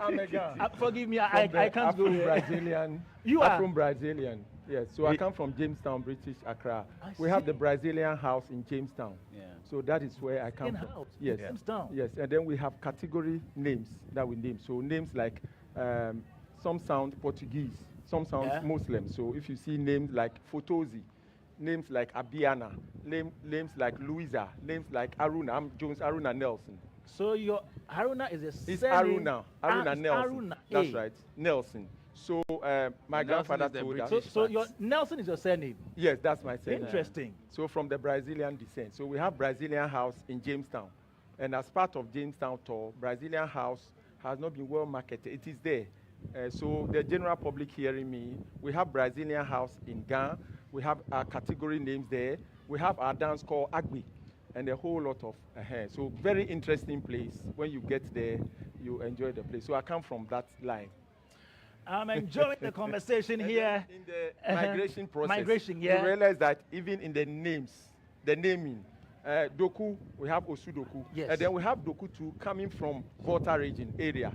And then Oh. in the Volta region, we have Nelsons there. They use Nelson as their first name. First name. So even in the names, the food, the culture, and all of that, it connotes. You realize that we are all one people, except that some left and before the others. And then I also learned from history that we came through from Nigeria to Benin to Yeah. Togo. And then one Ayi led them. When you can say Ayi Egbe, Ayi says, I'm not going. Ayi Gbe, that is why I say Ayigbe. Ayi Gbe. Okay. Ayi Benade Egbe, Ayi So Gbe. Ayi didn't continue. Ayi didn't continue. He was tired. Yes, he was tired. So that is how it comes. If you look at the names, the food, and the culture, and all of that, we are all one people. Beautiful. Joy 99.7 FM, Showbiz A-Z. Focus today is on the Ga people. Now, let's get into chieftaincy. Ni, shall we? How do Gas select their chiefs? Okay, from where we left off. At the clan level, Yes. we have the Jase. The Jase. Yeah. Jase is a selection of elders from different families. Okay. In fact, chieftaincy in Ghana, we have chiefs from 4 clans. We select chiefs from 4 clans, the Ghana Manche, from 4 clans. In other places, it's only from 1 place. So there's a rotation that goes on. This Jase, when the mantle falls on a particular house, or when the seat becomes vacant, depending on which house is supposed to select the king, a mantle will be sent there. Then the Jase Onupa, that is the leader of the Jase group, will take the mantle to the very house where that selection must come from. And of course, always there will be more than 1 candidate. So the various gates within the clan, that's the various houses within the clan will bring the various candidates. Then the Jase group, in conjunction with the family heads, will have to sit and vet. All right. And this vetting is done in camera, without even the knowledge of the candidates. You know, just to eliminate bickering and yes, because if I didn't vote for you, you know, you might not like Yeah. it. Yes. So it's done in camera. And once the person is selected, the Jase will pick that person up, and the necessary rituals, pacification, and everything will be done for the person to be installed. Okay. Yes. Let me give you, I wouldn't be very vivid. All right. The chosen person will be kept in custody. While in custody, he will be taught various paeans. Paeans, Right. when I say paeans, are libations, history, Okay. what needs to be done at a every particular time, the way of dancing, dressing, speech, and so on. For how long?